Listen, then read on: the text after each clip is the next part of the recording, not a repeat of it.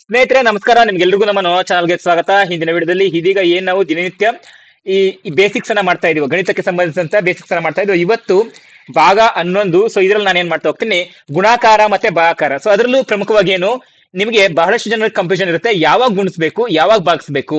So ಯಾವ್ದೇ ಒಂದು ಲೆಕ್ಕ ಬಂದಾಗ ಇದನ್ನ ನಾನು ಗುಣಿಸ್ಬೇಕಾ ಭಾಗಿಸ್ಬೇಕಂತ ಡೌಟ್ಸ್ ಇರುತ್ತೆ. ಸುಲಭವಾಗೇ ಇರುತ್ತೆ, ಆದ್ರೂ ಸಹ ಕನ್ಫ್ಯೂಷನ್ ಆಗ್ತಾ ಹೋಗುತ್ತೆ. ಎಸ್, ನಾವು ಇವತ್ತಿನ ಬೇಸಿಕ್ಸ್ ಅಲ್ಲಿ ಅದನ್ನೇ ತಿಳ್ಕೊಳ್ತಾ ಹೋಗ್ತೇವೆ. ಸೊ ಇದು ನಮ್ಗೆ ಎಲ್ಲಿ ಬರ್ತಾ ಹೋಗುತ್ತೆ, 5ನೇ ತರಗತಿಯ ಪಠ್ಯ ಪುಸ್ತಕದಲ್ಲಿ.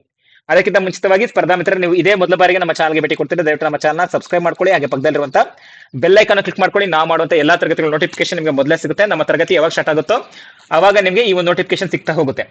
ಎಸ್, ಈಗ ನಾವು ಹೆಚ್ಚಿನ ತಡ ಮಾಡದೆ ಇವತ್ತಿನ ತರಗತಿನ ಪ್ರಾರಂಭ ಮಾಡ್ತಾ ಹೋಗೋಣ. ನೀವು ಮಾಡುವಂತ ಸಹ ಇಷ್ಟೇ, ಜಸ್ಟ್ ವಿಡಿಯೋಗೊಂದು ಲೈಕ್ ಅನ್ನ ಕೊಡುವಂತದ್ದಷ್ಟೇ. ಎಸ್, ಮೊದಲಿಗೆ ನಮ್ಮ ಕಾನ್ಸೆಪ್ಟ್ ಏನಿದೆ ಇವತ್ತು, ಗುಣಾಕಾರ ಮತ್ತೆ ಭಾಗಾಕಾರ ಎನ್ನುವಂಥದ್ದು.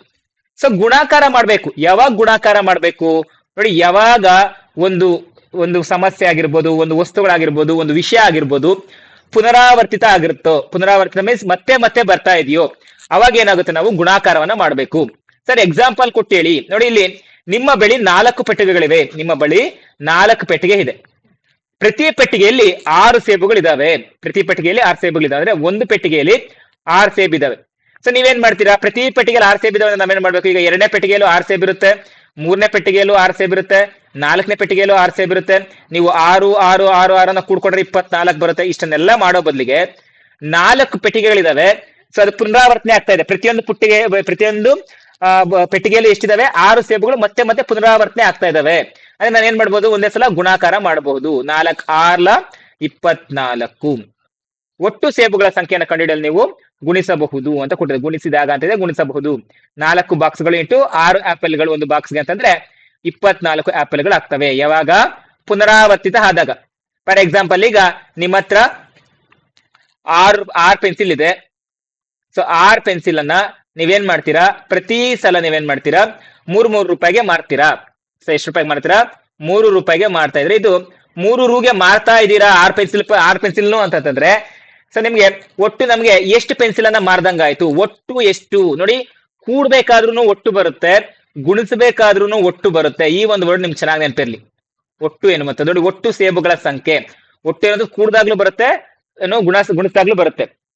ಸೊ ಒಟ್ಟು ಅಂದಾಗ ನಾವೇನ್ ಮಾಡ್ಬೇಕು, ಸೊ ನಮ್ಗೆ ಹೆಚ್ಚಿನ ಒಂದು ಮಾಹಿತಿ ಇದ್ರೆ, ಅದು ಪುನರಾವರ್ತನೆ ಆಗ್ತಾ ಇದ್ರೆ, ನಾವ್ ಅಲ್ಲೇನ್ ಮಾಡ್ಬೇಕು, ಗುಣಾಕಾರವನ್ನ ಮಾಡ್ತಾ ಹೋಗ್ಬೇಕು. ಇಲ್ಲಿ ಎಷ್ಟಾಗುತ್ತೆ, 16 3 18.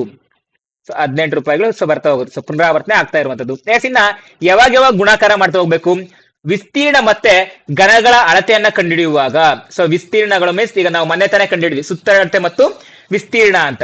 ಅವತ್ತೇನ್ ಮಾಡಿದ್ವಿ ನಾವು, ಅಲ್ಲಿ ನಾವು ಕೆಲವೊಂದಿಷ್ಟು ಸೂತ್ರಗಳನ್ನ ಬಳಸಿದ್ವಿ. ಏನು, area is equal to length into width. Area means ವಿಸ್ತೀರ್ಣ ಈಸ್ ಈಕ್ವಲ್ ಟು ಏನ್ ಮಾಡಿದ್ವಿ, ಉದ್ದ ಇಂಟು ಅಗಲ.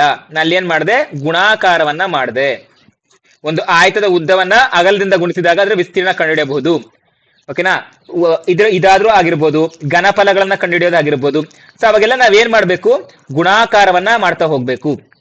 ನೆಕ್ಸ್ಟ್ ಇನ್ನ ಯಾವಾಗ ಮಾಡ್ತಾ ಹೋಗ್ಬೋದು ನೋಡಿ, ಒಂದು ಅನುಪಾತಗಳು ಕೊಟ್ಟಾಗ ನಾವು ಗುಣಾಕಾರವನ್ನ ಮಾಡ್ತಾ ಹೋಗ್ಬೇಕು. ಅದು ಹೆಚ್ಚಾಗಿ ಏನು, ಒಂದು ಪಾಕ ವಿಧಾನವು ಒಂದು ಬ್ಯಾಚ್ಗೆ 2 ಕಪ್ ಹಿಟ್ಟನ್ನ ಕೊಟ್ಟರೆ, ನೀವು 3 ಬ್ಯಾಚ್ಗಳನ್ನ ಮಾಡಲು ಬಯಸಿದರೆ ಹೊಸ ಅವಶ್ಯಕತೆಯನ್ನ ಕಂಡುಹಿಡಿಯುವುದು ಹೇಗೆ ಅಂತ ಕೊಟ್ಟಿದ್ದಾರೆ. ಸೊ ನೋಡಿ, ಇದ್ರ ಅರ್ಥ ಏನಿಲ್ಲ ಅಂತಂದ್ರೆ, ಸೊ ಒಂದು ಬ್ಯಾಚ್ಗೆ 2 ಕಪ್ ಇಟ್ಕೊಟ್ಟಿದ್ದಾರೆ. ಒಂದು ಪಾಕ ಮಾಡೋದಕ್ಕೆ 2 ಕಪ್ ಇಟ್ಕೊಟ್ಟಿದ್ದಾರೆ. ಹಾಗಾದ್ರೆ ಇಲ್ಲಿ 3 ಬ್ಯಾಚ್ ಇದಾವೆ. 3 ಬ್ಯಾಚ್ಗೆ ಅವ್ರು ಎಷ್ಟು ಕೊಡ್ಬೇಕು, ಅವಾಗ ನೀವೇನ್ ಮಾಡ್ಬೇಕು, 2 ಕಪ್ ಅಂತ ನೀವು 3 ಸಲ ಕೂಡ್ಕೋಬೇಕಾ. ಕೂಡ್ಕೊಳ್ಳೋ ಬದಲಿಗೆ ನಾವೇನ್ ಮಾಡ್ಬೋದು, ಒಂದೇ ಸಲ ಗುಣಿಸ್ಬೋದು. 2 ಕಪ್ ಅನ್ನ ಏನ್ ಮಾಡ್ತಾ ಇದಾರೆ, 3 ಬ್ಯಾಚ್ಗೆ ಕೊಡ್ಬೇಕು. ಸೊ ಇಲ್ಲಿ ರಿಪೀಟೆಡ್ ಆಗ್ತಾ ಇದೆ ತಾನೆ. ಏನ್ ರಿಪೀಟೆಡ್ ಆಗ್ತಾ ಇದೆ, ಬ್ಯಾಚ್ಗಳೇನಂತದ್ದು ರಿಪೀಟೆಡ್ ಆಗ್ತಾ ಇದೆ, ಮತ್ತೆ ಕಪ್ಗಳು ಎನ್ನುವಂಥದ್ದು ರಿಪೀಟೆಡ್ ಆಗ್ತಾ ಇದೆ. ಸೊ ಈ ರೀತಿಯಾಗಿದ್ದಾಗ ಏನಾಗುತ್ತೆ, 2 3 6. ಸೊ 6 ಕಪ್ಗಳನ್ನ ಕೊಡ್ಬೇಕು. 3 ಬ್ಯಾಚ್ಗಳಿಗೆ 6 ಕಪ್ ಅನ್ನ ಕೊಡ್ತಾ ಹೋಗ್ಬೇಕಾಗತ್ತೆ. ಸೊ ಈ ರೀತಿಯಾಗಿ ಮತ್ತೆ ಇನ್ನ ಯಾವಾಗ ನಾವು ಗುಣಾಕಾರನ ಬಳಸಬೇಕು, ಶೇಕಡ ರೀತಿಯ ಲೆಕ್ಕಗಳನ್ನ ಮಾಡ್ಬೇಕಾದ್ರೆ. ಫಾರ್ ಎಕ್ಸಾಂಪಲ್, ಇಲ್ಲಿ ಒಂದು ಲೆಕ್ಕವನ್ನು ಕೊಟ್ಟಿದ್ದಾರೆ, 50ರಲ್ಲಿ ಶೇಕಡ 20 ಅಂದ್ರೆ ಎಷ್ಟಾಗುತ್ತೆ ಅಂತ ಕೇಳಿದ್ರೆ, ಶೇಕಡ 20 ಅಂತಂದ್ರೆ ಏನರ್ಥ, ಸೊ 100ರಲ್ಲಿ 20%, 100ರಲ್ಲಿ 20 ಅಂತ. ಸೊ ಈಗ ಮಾಡ್ಕೋಬೇಕಾದ್ರೆ ನಾವೇನ್ ಮಾಡ್ತೀವಿ, ಗುಣಾಕಾರವನ್ನ ಮಾಡ್ತೀವಿ. ಓಕೆನಾ, ಈ ರೀತಿಯಾಗಿ ಮಾಡಿದಾಗ. ಫಾರ್ ಎಕ್ಸಾಂಪಲ್, ಈಗ ಬಡ್ಡಿ ಕಂಡುಹಿಡಿಬೇಕಾದ್ರೂ ಅಷ್ಟೇ, P into T into R. ಅದಾದ್ಮೇಲೆ ಏನ್ ಮಾಡ್ತೀವಿ, ಭಾಗಾಕಾರವನ್ನ ಮಾಡ್ತೀವಿ. ಸೊ ಈ ರೀತಿ ಚಿಹ್ನೆ ಬಂದ್ರೆ ಇದು ಭಾಗಾಕಾರ ಚಿಹ್ನೆ ಆಗುತ್ತೆ. ಸೊ ಇದನ್ನ ನಾವು ಗುಣಾಕಾರ ಚಿಹ್ನೆ ಆಗುತ್ತೆ. ಸರ್ ನಮ್ಗೆ ಗೊತ್ತಿದೆ ಅಂತಂದ್ರೆ ಸಹ ನಾನು ಮಾಡ್ತಿರೋಂಥ ಟಾಪಿಕ್ಸ್ ನಿಮ್ಗೆ ಗೊತ್ತಾಗಿರ್ಬೋದು. ಕಂಪ್ಲೀಟ್ಲಿ ಬೇಸಿಕ್ಸ್ ಇಂದ ಮಾಡ್ತಾ ಇದ್ದೀನಿ. ಸೊ ನಿಮ್ಗೆ ಬೇಸಿಕ್ಸ್ ಪೂರ್ತಿ ಗೊತ್ತಿರಬೇಕು. ನೆಕ್ಸ್ಟ್ ಸಂಯೋಜನೆಗಳು. ಸೊ ಸಂಯೋಜನೆಗಳು ಏನುವಂತ ಬರ್ತಾ ಹೋಗುತ್ತೆ. ಸಂಯೋಜನೆಗಳು ಅಂತಂದ್ರೆ ಅರ್ಥ, ಸೊ ನಾವ್ ಎಷ್ಟು ಸಲ ಮ್ಯಾಚ್ ಮಾಡ್ಬೋದು, ಅದಕ್ಕೆ ಮ್ಯಾಚಿಂಗ್ ಮಾಡ್ಕೊಳ್ಳುವಂಥದ್ದು. ಫಾರ್ ಎಕ್ಸಾಂಪಲ್, ಈಗ ನಿಮ್ಮ ಹತ್ರ 3 ಬೇರೆ ಶರ್ಟ್ಸ್ ಇದಾವೆ, 4 ಬೇರೆ ಬೇರೆ ಪ್ಯಾಂಟ್ಸ್ ಇದಾವೆ. ಸೊ ನೀವು ಎಷ್ಟು ಸಲ ಮ್ಯಾಚ್ ಮಾಡ್ಬೋದು, ಎಷ್ಟು ತರ ಹಾಕೋಬಹುದು ಅಂತಂದ್ರೆ ನಾವು ಅವಾಗ ಏನ್ ಮಾಡ್ಬೇಕು, ಗುಣಾಕಾರವನ್ನೇ ಮಾಡ್ಬೇಕು. 3 4 ಎಷ್ಟಾಗುತ್ತೆ, 3 4 12. ಸೊ ನಮಗೂ ಸಹ ಅಲ್ಲೂ ಸಹ ಮ್ಯಾಚಿಂಗ್ ಮಾಡ್ಕೋಬೇಕಂದ್ರೆ, ಸಂಯೋಜನೆ ಮಾಡ್ಬೇಕು ಅಂತಂದ್ರೆ ಸೊ ಏನ್ ಮಾಡ್ತಾ ಹೋಗ್ಬೇಕು, ಅಲ್ಲೂ ಸಹ ಗುಣಿಸ್ತಾ ಹೋಗ್ಬೇಕು. ಇದಿಷ್ಟು ಗುಣಾಕಾರವನ್ನ ಮಾಡ್ತಾ ಹೋಗ್ಬೇಕು. ನೆಕ್ಸ್ಟ್ ಯಾವಾಗ ಭಾಗಾಕಾರವನ್ನ ಮಾಡ್ಬೇಕು ನೋಡಿ, ದೊಡ್ಡ ಪ್ರಮಾಣ ಹೊಂದಿದೆ, ಆ ದೊಡ್ಡ ಪ್ರಮಾಣವನ್ನ ಸಣ್ಣ ಪ್ರಮಾಣವನ್ನಾಗಿ ಮಾಡ್ಬೇಕು. ಯಾವುದು ದೊಡ್ಡ ಪ್ರಮಾಣ ಹೊಂದಿದೆ, ಆ ದೊಡ್ಡ ಪ್ರಮಾಣ ಸಣ್ಣ ಪ್ರಮಾಣವನ್ನು ಮಾಡ್ಬೇಕು. ಹೇಗೆ ಮಾಡ್ಬೇಕು, ಸಮಾನ ಭಾಗಗಳಾಗಿ ವಿಭಜಿಸಬೇಕು. ಆ ಸಣ್ಣ ಪ್ರಮಾಣವನ್ನ ಸಮಾನ ಭಾಗಗಳಾಗಿ ವಿಭಜಿಸುವಾಗ ಒಂದು ನಿರ್ದಿಷ್ಟ ಗಾತ್ರದ ಎಷ್ಟು ಗುಂಪುಗಳು ಆ ಒಟ್ಟು ಮೊತ್ತಕ್ಕೆ ಹೊಂದಿಕೊಳ್ಳುತ್ತದೆ ಎಂಬುದನ್ನು ಲೆಕ್ಕಾಚಾರ ಮಾಡಲು ಪ್ರಯತ್ನಿಸುವಾಗ ಈ ಭಾಗಾಕಾರವನ್ನ ಬಳಸಲಾಗ್ತೀವಿ. ಹಾಗಾದ್ರೆ ಈ ತರ ಯಾವ ರೀತಿಯ ಸಮಸ್ಯೆಗಳು ಬರ್ತಾ ಹೋಗ್ತವೆ ಸರ್, ಇದ್ರ ಬಗ್ಗೆ ಸ್ವಲ್ಪ ಮಾಹಿತಿಯನ್ನ ಹೇಳಿ ಅಂತಂದ್ರೆ ನೀವು ಇಲ್ಲಿ ನೋಡ್ತಾ ಹೋಗ್ಬೋದು. ಸಮಾನವಾಗಿ ಹಂಚಿಕೊಳ್ಳುವುದು. ಹೇಗೆ ಸಮಾನವಾಗಿ ಹಂಚಿಕೊಳ್ಳುವುದು? ಈಗ ನೀವು 4 ಜನ ಸ್ನೇಹಿತರಿದ್ದೀರಾ, 4 ಜನ ಸ್ನೇಹಿತರಿದ್ದೀರಾ. ಸೊ ಈಗ ಏನಿದೆ, ನಿಮ್ಮ ಹತ್ರ 20 ಮಿಠಾಯಿಗಳಿದಾವೆ, 20 ಚಾಕ್ಲೇಟ್ಸ್ ಇದಾವೆ. ಸೊ 20 ಮಿಠಾಯಿ ಇದಾವೆ ಅಂತಂದ್ರೆ ನೀವೆಲ್ಲ ಹಂಚ್ಕೋಬೇಕು ಅಂತಂದ್ರೆ ಏನ್ ಮಾಡ್ತೀರಾ? ಸೊ ಅವಾಗ ಅಂತಹ ಸಂದರ್ಭಗಳಲ್ಲಿ, ಹಂಚಿಕೊಳ್ಳುವಂತ ಸಂದರ್ಭದಲ್ಲಿ ಅಥವಾ ವಿತರಿಸುವ ಸಂದರ್ಭದಲ್ಲಿ ನೀವೇನ್ ಮಾಡ್ಬೇಕು, ಭಾಗಾಕಾರವನ್ನ ಮಾಡ್ಬೇಕು. ಹೇಗ್ ಮಾಡ್ತೀರಾ? 20ನ್ನ 4ರಿಂದ ಭಾಗಾಕಾರ ಮಾಡ್ತೀವಿ. 4 5 20. ಸೊ ಎಷ್ಟಾಯ್ತು? ಪ್ರತಿಯೊಬ್ಬರಿಗೂ 5 ಮಿಠಾಯಿಗಳು ದೊರೀತವೆ. ನನ್ನದು ಹೇಗ್ ಗೊತ್ತಾಯ್ತು? ಭಾಗಾಕಾರದ ಮುಖಾಂತರ. ನಿಮ್ಮಲ್ಲಿ 4 ಸ್ನೇಹಿತರ ನಡುವೆ ಸಮಾನವಾಗಿ ಹಂಚಿಕೊಳ್ಳಲು 20 ಮಿಠಾಯಿಗಳಿದ್ದಾರೆ. ಪ್ರತಿಯೊಬ್ಬ ಸ್ನೇಹಿತನಿಗೆ ಎಷ್ಟು ಸಿಗುತ್ತದೆ ಎಂಬುದನ್ನ ಭಾಗಿಸಿ ಕಂಡುಹಿಡಿಯಬೇಕಾಗುತ್ತೆ. ಸಮಾನವಾಗಿ ಹಂಚಿಕೊಳ್ಳುವುದು ಅಥವಾ ವಿತರಿಸುವುದು. ಇನ್ನ ಯೂನಿಟ್ ದರ ಅಥವಾ ಸರಾಸರಿಯನ್ನ ಕಂಡುಹಿಡಿಯುವಂಥದ್ದು. ಸರಾಸರಿಯನ್ನ ಕಂಡುಹಿಡಿಯುವಂಥದ್ದಕ್ಕೂ ನಾವೇನ್ ಮಾಡ್ಬೇಕು, ಭಾಗಾಕಾರವನ್ನ ಮಾಡ್ಬೇಕು. ಸರಾಸರಿ ಮೀನ್ಸ್, ಈಗ ಒಂದು ಎಕ್ಸಾಮ್ ಅಲ್ಲಿ ನಿಮ್ಮ ಒಂದು ಮಗುನೆ ಒಂದು ಎಕ್ಸಾಮ್ ಅಲ್ಲಿ ಕನ್ನಡದಲ್ಲಿ 50 ಅಂಕ ತಗೊಂಡಿದೆ, ಇಂಗ್ಲಿಷ್ ಅಲ್ಲಿ 30 ಅಂಕ ತಗೊಂಡಿದೆ. ಹಾಗಾದ್ರೆ ಸರಾಸರಿ ಎಷ್ಟು ಅಂತ ಕೇಳ್ತಾರೆ. ಸರಾಸರಿ ಅಂತಂದ್ರೆ ನೋಡಿ, ಒಟ್ಟು ಅಂದ್ರೆ 80. ಸರಾಸರಿ ಅಂದ್ರೆ ಎಷ್ಟಿದಾವೋ ಅದನ್ನ ಡಿವೈಡ್ ಮಾಡ್ಬೇಕು. ಇಲ್ಲಿ ಎಷ್ಟು ಸಬ್ಜೆಕ್ಟ್ಸ್ ಇದಾವೆ, ಇಲ್ಲಿ ಕನ್ನಡ ಮತ್ತೆ ಇಂಗ್ಲಿಷ್ ಆಗಿದ್ರೆ 2 ಸಬ್ಜೆಕ್ಟ್ ಇದ್ದಾಗ ಏನ್ ಮಾಡ್ಬೇಕು, ಡಿವೈಡೆಡ್ ಬೈ ಮಾಡ್ಬೇಕು. ಸರಾಸರಿ ಮಾಡೋದಾಗಿರ್ಲಿ, ವಿದ್ಯುತ್ ಬಿಲ್ ಅಲ್ಲಿ ಯೂನಿಟ್ ದರವನ್ನ ಕಂಡುಹಿಡಿಯೋದಾಗಿರ್ಲಿ, ಸೊ ನಾವೇನ್ ಮಾಡ್ತಾ ಹೋಗ್ಬೇಕಲ್ಲಿ, ಭಾಗಾಕಾರವನ್ನ ಮಾಡ್ತಾ ಹೋಗ್ಬೇಕು. ನೋಡಿ, ನಮ್ಗೆ ಭಾಗಾಕಾರ ಅಂದ್ರೆ ನೋಡಿ ಈ ರೀತಿಯ ಚಿಹ್ನೆ, ಭಾಗಾಕಾರ ಅಂದ್ರೆ ಈ ರೀತಿ ಚಿಹ್ನೆಗಳು ಬರುತ್ತೆ. ಆದ್ರೆ ಭಾಗಿಸ್ಬೇಕಾದ್ರೆ ನೋಡಿ ಈ ರೀತಿ ಚಿಹ್ನೆಯನ್ನು ಬಳಸ್ತೀವಿ, ಈ ರೀತಿ ಚಿಹ್ನೆಗಳನ್ನು ಬಳಸ್ತಾ ಹೋಗ್ತೀವಿ. ನೋಡಿ, ಈ ಚಿಹ್ನೆಗಳನ್ನು ಸರಿಯಾಗಿ ನೆನ್ಪಿಟ್ಕೊಳ್ಳಿ. ಇವಾಗ ನಾವು ಭಾಗಾಕಾರದ ಚಿಹ್ನೆಗಳು ಅಂತ ಕರಿತಾ ಹೋಗ್ತೀವಿ. ಇನ್ನ ಎಷ್ಟು ಗುಂಪುಗಳನ್ನಾಗಿ ನಿರ್ಧರಿಸುವಂಥದ್ದು. ಸೊ ಗುಂಪುಗಳನ್ನು ನಿರ್ಧರಿಸುವಂತಂದ್ರೆ ಏನರ್ಥ? ನೀವು 30 ಅಡಿ ಹಗ್ಗವನ್ನ ಹೊಂದಿದರೆ 5 ಅಡಿ ವಿಭಾಗಗಳ ಅಗತ್ಯವಿದ್ದರೆ ನೀವು ಎಷ್ಟು ವಿಭಾಗಗಳನ್ನಾಗಿ ಮಾಡಬಹುದು? ಭಾಗಗಳು, ಗುಂಪುಗಳು, ವಿತರಣೆ ಇವೆಲ್ಲ ಮಾಡ್ಬೇಕು ಅಂತಂದ್ರೆ ಗುಂಪುಗಳು ಮಾಡ್ಬೇಕು. ಫಾರ್ ಎಕ್ಸಾಂಪಲ್, ನಿಮ್ ಶಾಲೆಯಲ್ಲಿ 30 ಜನ ಮಕ್ಕಳಿದ್ದಾರೆ, ಅವ್ರನ್ನ ನೀವೇನ್ ಮಾಡ್ಬೇಕು, 5 ಗುಂಪಾಗಿ ಮಾಡ್ಬೇಕು. ಅವಾಗ ಏನ್ ಮಾಡ್ತೀರಾ? ಡಿವೈಡೆಡ್ ಬೈ ಮಾಡ್ಬೇಕು, ಭಾಗಾಕಾರವನ್ನ ಮಾಡ್ಬೇಕು. 5 6 30. ಫಾರ್ ಎಕ್ಸಾಂಪಲ್, ಈಗ ಒಂದು ಜಮೀನ್ ಇದೆ ಅಂತ ಅನ್ಕೊಳ್ಳೋಣ. ಆ ಜಮೀನಿಗೆ ನೀವೇನ್ ಮಾಡ್ಬೇಕು? ಸೊ ಜಮೀನ್ ಅಂದ್ರೆ ಮನೆ ಕಟ್ತಾ ಇದ್ರೆ ಒಂದು ಜಮೀನ್ ಇದೆ. ಆ ಜಮೀನಿಗೆ ನೀವೇನ್ ಮಾಡ್ಬೇಕು? ಈಗ ಟೈಲ್ಸ್ ಅನ್ನ ಹಾಕ್ಸ್ಬೇಕು. ಸೊ ನಿಮ್ಮ ಹತ್ರ ಏನ್ ಮಾಡಿದೆ, ನಿಮ್ಮ ಹತ್ರ ಎಷ್ಟೊಂದು ಟೈಲ್ಸ್ ಇದೆ, ಒಂದು ಈಗ ಇದಕ್ಕೆ ನಿಮ್ಗೆ ಎಷ್ಟೊಂದು ಟೈಲ್ಸ್ ಇದೆ. ಆದ್ರೆ ಏನ್ ಮಾಡ್ಬೇಕು? ಸಮಾನವಾಗಿರುವಂತ ಟೈಲ್ಸ್ ಅನ್ನ ಹಾಕ್ಬೇಕು. ಹಾಗಾದ್ರೆ ಎಷ್ಟು ಟೈಲ್ಸ್ ಅನ್ನ ಹಾಕ್ಬೇಕು ಅದಕ್ಕೆ ಅಂತಂದ್ರೆ ವಿಸ್ತೀರ್ಣ ಕಂಡುಹಿಡ್ಕೊಂಡಿದ್ದೀರಾ ಅಂತಂದ್ರೆ ವಿಸ್ತೀರ್ಣ ಡಿವೈಡೆಡ್ ಬೈ ಟೈಲ್ಸ್ ಎಷ್ಟಿದಾವೆ ಅಂತ ಮಾಡ್ತಾ ಹೋಗ್ತೀವಿ. ಸೊ ನಾವು ಲಾಸ್ಟ್ ಒಂದು ಸೆಷನ್ ಅಲ್ಲಿ ಸುತ್ತಳತೆ ಮತ್ತು ವಿಸ್ತೀರ್ಣ ಅಂತ ಪಡೆದ ಮಾಡ್ಬೇಕಾದ್ರೆ ಅಲ್ಲಿ ನಾನು ಭಾಗಾಕಾರವನ್ನ ಬಳಸಿದ್ದೆ. ಸೊ ಅಲ್ಲಿ ನಾವು ಯಾವಾಗ ಬಳಸ್ತೀವಿ? ನಮ್ಗೆ ಸಮನಾಗಿರುವಂತದ್ದು ನಾವು ಡಿವೈಡ್ ಮಾಡಿದಾಗ. ಫಾರ್ ಎಕ್ಸಾಂಪಲ್, ಇಲ್ಲಿ ನೋಡ್ಬೋದು, ಈ ಒಂದು ಭೂಮಿಯ ಒಂದು ವಿಸ್ತೀರ್ಣ 240 ಇದ್ದಾಗ ಅವ್ರು ಹೇಳಿದ್ರು ಪ್ರತಿಯೊಂದು ಟೈಲು 3 ಮೀಟರ್ ಸ್ಕ್ವೇರ್ ಇದೆ ಅಂತ ಅನ್ಕೊಳ್ಳೋಣ. ಇಲ್ಲಿ ಒಟ್ಟು ಎಷ್ಟಿದೆ? ಇಲ್ಲಿ 240 ಮೀಟರ್ ಸ್ಕ್ವೇರ್ ವಿಸ್ತೀರ್ಣ ಇರುವಂತದ್ದು. ನನಗೆ ಒಂದು ಟೈಲ್ 3 ಮೀಟರ್ ಸ್ಕ್ವೇರ್ ಇದೆ ಅಂತಂದ್ರೆ ಇಲ್ಲಿ ಒಟ್ಟು ಎಷ್ಟು ಟೈಲ್ಸ್ ಅನ್ನ ಹಾಕ್ಬೇಕು? ನಾನು ಸಮವಾಗಿರುವಂತ ಎಷ್ಟು ಟೈಲ್ಗಳನ್ನ ಹಾಕ್ಬೇಕು ಅಂತಂದ್ರೆ 240ರಿಂದ 3ರಿಂದ ಭಾಗಿಸ್ಬೇಕು. 3ರಿಂದ ಭಾಗಿಸಿದಂಗೆ ಏನ್ ಬರುತ್ತೆ? 80 ಟೈಲ್ಗಳನ್ನ ಹಾಕಬಹುದು. ಅಂತಂದ್ರೆ 3 ಮೀಟರ್ ಇರುವಂತಹ 3 ಮೀಟರ್ ಸ್ಕ್ವೇರ್ ಇರುವಂತಹ 3 ಚದರಮಾನಗಳಿರುವಂತಹ ಸಮಾನವಾದ 80 ಟೈಲ್ಗಳನ್ನ ನಾವಿಲ್ಲಿ ಬಳಸಬಹುದು ಈ ಒಂದು ಜಾಗವನ್ನ ಕವರ್ ಮಾಡೋದಕ್ಕೆ. ಸೊ ಈ ರೀತಿ ಇದ್ದಾಗ ನಾವೇನ್ ಮಾಡ್ಬೇಕು? ಗುಣಾಕಾರ ಮಾಡ್ಬೇಕು. ಸೊ ಸಿಂಪಲ್ ಆಗಿ ಎರಡು ಒಂದೇ ಕಡೆ ಶಾರ್ಟ್ ಕಟ್ ಆಗಿ ಹೇಳಿ ಅಂತಂದ್ರೆ ಯಾವಾಗ ಗುಣಾಕಾರ ಮಾಡ್ಬೇಕು, ಯಾವಾಗ ಭಾಗಾಕಾರ ಮಾಡ್ಬೇಕು? ನೋಡಿ, ಗುಣಾಕಾರ ಅಂತಂದ್ರೆ ಬೇಕಾದ್ರೆ ಸ್ಕ್ರೀನ್ ಶಾಟ್ ತೆಗೆದಿಟ್ಕೊಳ್ಳಿ. ಗುಣಾಕಾರ ಅಂತಂದ್ರೆ ಪುನರಾವರ್ತಿತ ಸಂಕಲನ. ನೋಡಿ, ಈಗ 6 + 6 + 6 + 6 ಎಷ್ಟಾಗುತ್ತೆ? 24. ಇದನ್ನ ನಾನೇನ್ ಮಾಡ್ಬೋದು? 6 ಎನ್ನುವಂಥದ್ದು ಎಷ್ಟು ಸಲ ಬರ್ತಾ ಇದೆ? 4 ಸಲ ಪುನರಾವರ್ತನೆ ಆಗ್ತಾ ಇದೆ.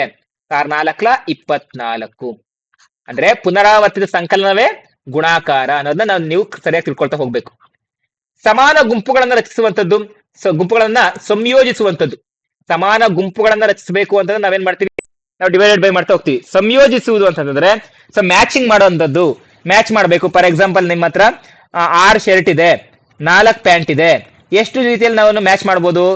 ನಾನು ಏನ್ ಮಾಡ್ಬೇಕು, ಗುಣಾಕಾರವನ್ನ ಮಾಡ್ತಾ ಹೋಗುವಂತದ್ದು.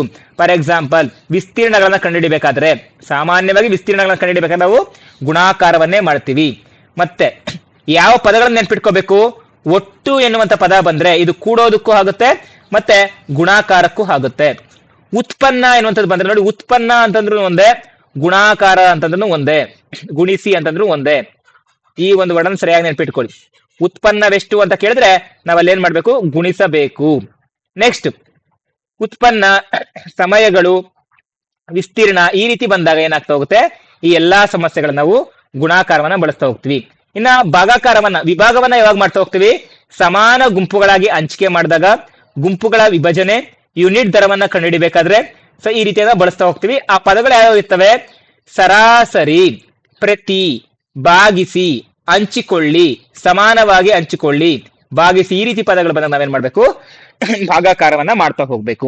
ಹಾಗಾದ್ರೆ ಇವತ್ತಿನ ತರಗತಿಯಲ್ಲಿ ನಾವ್ ಯಾವ್ದು ನೋಡ್ತಾ ಹೋಗ್ತಾ ಇದೀವಿ ಅಂದ್ರೆ 5ನೇ ತರಗತಿಯ ಮೊದಲೆರಡು ಪಾಠಗಳಾದಂತ ಗುಣಾಕಾರ ಮತ್ತು ಭಾಗಾಕಾರ. ಗುಣಾಕಾರ ಮತ್ತೆ ಭಾಗಾಕಾರ ನಮ್ಗೆ ಆಲ್ರೆಡಿ ಗೊತ್ತಿದೆ ಅಂದ್ರೆ ನಾನು ಈಗಾಗಲೇ ಹೇಳಿದೀನಿ. ನೀವು ನನ್ನ ಚಾನಲ್ ನೋಡ್ತಾ ಇದ್ದೀರಾ ಅಂತಂದ್ರೆ ನಿಮ್ಗೆ ಕೂಡುವುದರಿಂದ ಹಿಡಿದು, ಸಂಖ್ಯೆಗಳನ್ನ ಬಿಟ್ಟು ಕೂಡುವುದರಿಂದ ಹಿಡಿದು ಅಪ್ ಟು ನಿಮ್ಗೆ ಪ್ರತಿಯೊಂದು ನನ್ನ ಚಾನಲ್ ನಿಮ್ಗೆ ಸಿಗ್ತಾ ಹೋಗ್ಬೇಕು. ಅವಾಗ ನೀವೇನ್ ಮಾಡ್ತೀರಾ, ಸಂಪೂರ್ಣವಾಗಿ ಗಣಿತ ಕಲಿಕೆ ನೀವು ಸುಲಭ ಆಗ್ತಾ ಹೋಗುತ್ತೆ.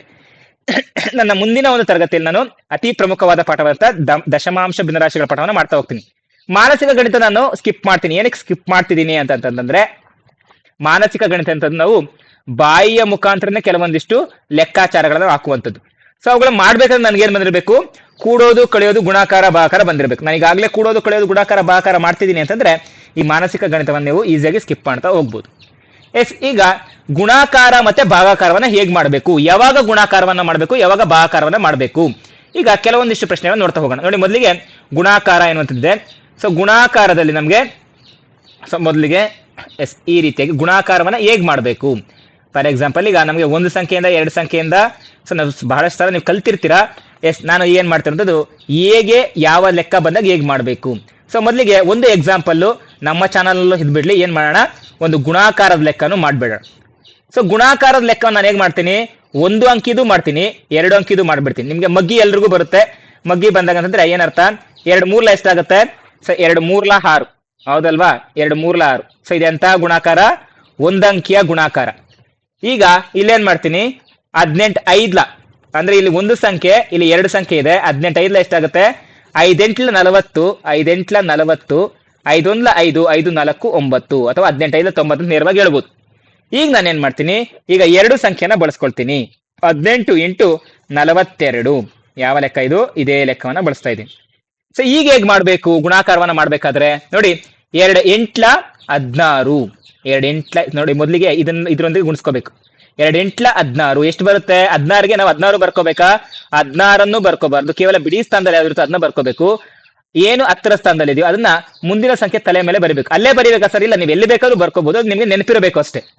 ನೆಕ್ಸ್ಟ್ ಏನ್ ಮಾಡ್ಬೇಕು, ನೆಕ್ಸ್ಟ್ ಮುಂದಿನ ಸಂಖ್ಯೆಯನ್ನು ಸಹ ಅದೇ ಸಂಖ್ಯೆನ ಗುಣಿಸಬೇಕು. 2 1 2 ಜೊತೆಗಿಲ್ಲ, ಇಲ್ಲಿ ಇನ್ನೂ ಒಂದೇನಿದೆ, 1 ಇದೆ. 2 + 1 ಎಷ್ಟಾಗುತ್ತೆ? 3, 36 ಆಯ್ತು. ಈಗ ನಾನು ಏನ್ ಮಾಡಿದೆ, 2ರಿಂದ ಗುಣಿಸಿದೆ. ನನಗೆ ಇಲ್ಲಿ ಪಕ್ಕದಲ್ಲಿ ಇನ್ನೂ ಒಂದು ಸಂಖ್ಯೆ ಇದೆ. ಯಾವ ಸಂಖ್ಯೆ ಇದೆ? 4 ಎನ್ನುವಂತ ಒಂದು ಸಂಖ್ಯೆ ಇದೆ. ಈ ಸಂಖ್ಯೆಯನ್ನ ಗುಣಿಸ್ತಾ ಹೋಗ್ಬೇಕಾದ್ರೆ ನೋಡಿ, ಈಗ ನಾನು ಏನ್ ಮಾಡ್ತೀನಿ, 4 ಎನ್ನುವಂತ ಮೊದಲಿಗೆ 8 ಜೊತೆ ಗುಣಿಸ್ಕೋಬೇಕು. 4 8 ಎಷ್ಟಾಗುತ್ತೆ? 32. ಸರ್, ಈಗ 32 ನಾನು ಎಲ್ಲಿ ಬರಿಬೇಕು? 6 ಕೆಳಗಡೆ ಬರಿಬೇಕಾ? ನೋಡ್ಲಿಕ್ಕೆ ಇಲ್ಲಿ ನಾವು ಈಗ ಮೊದಲಿಗೆ ಬಿಡಿ ಸ್ಥಾನದಿಂದ ಗುಣಿಸಿರೋದ್ರಿಂದ ಮೊದಲಿಗೆ ನಾವು ಈ ಬಿಡಿ ಸ್ಥಾನವನ್ನ ಬಿಡಬೇಕಾಗುತ್ತೆ. ನಾನು ಗುಣಿಸ್ತಾ ಇರೋದು ಯಾವ ಸಂಖ್ಯೆಯಿಂದ? ನೆಕ್ಸ್ಟ್ 10ರ ಸ್ಥಾನದ ಸಂಖ್ಯೆಯಿಂದ ಆಗಿರೋದ್ರಿಂದ ನಾನು ಮುಂದೆ ಬರುವಂತ ಎಲ್ಲಾ ಸಂಖ್ಯೆಗಳು ನಾನು 10ರ ಸ್ಥಾನದಿಂದ ಬರ್ಕೊಳ್ತಾ ಹೋಗ್ಬೇಕಾಗುತ್ತೆ. 4 8 32, 3 ನಾನು ಒಂದ್ ಕಡೆ ಬರ್ಕೊಳ್ತೀನಿ. ಯಾಕೆ? 32ರಲ್ಲಿ 2 ಅನ್ನುವಂಥದ್ದು ಬಿಡಿ, 3 ಅನ್ನುವಂಥದ್ದು 10. ಬಿಡಿಯನ್ನ ಬರ್ದಿದ್ದೀನಿ, 10ನ್ನ ಒಂದ್ ಕಡೆ ಬರ್ದಿಟ್ಕೊಂಡಿದ್ದೀನಿ. ನೆಕ್ಸ್ಟ್ ಏನಿದೆ? 4 1 4. 4 1 4, ಇನ್ನ ಏನು ಉಳ್ಕೊಂಡಿದೆ? 3 ಇದೆ. 4 + 3 ಎಷ್ಟಾಯ್ತು? 7. ಹಾಗಾದ್ರೆ ನಮ್ಗೆ ಗುಣಾಕಾರ ಹೇಗಾಯ್ತು? ಗುಣಾಕಾರ ಆಯ್ತು. ಈಗ ನಾವೇನ್ ಮಾಡ್ಬೇಕು? ಕೂಡ್ಕೋಬೇಕು. ಇಲ್ಲಿ ಇಂಟು ಇದೆ ಅಂದ್ರೆ ಅಲ್ಲಿ 0 ಇದೆ ಅಂತ ಅರ್ಥವನ್ನ ಭಾವಿಸ್ಕೊಳ್ಳಿ ಅಷ್ಟೇ. 6 × 0 ಏನಾಗುತ್ತೆ? 6 ಆಗುತ್ತೆ.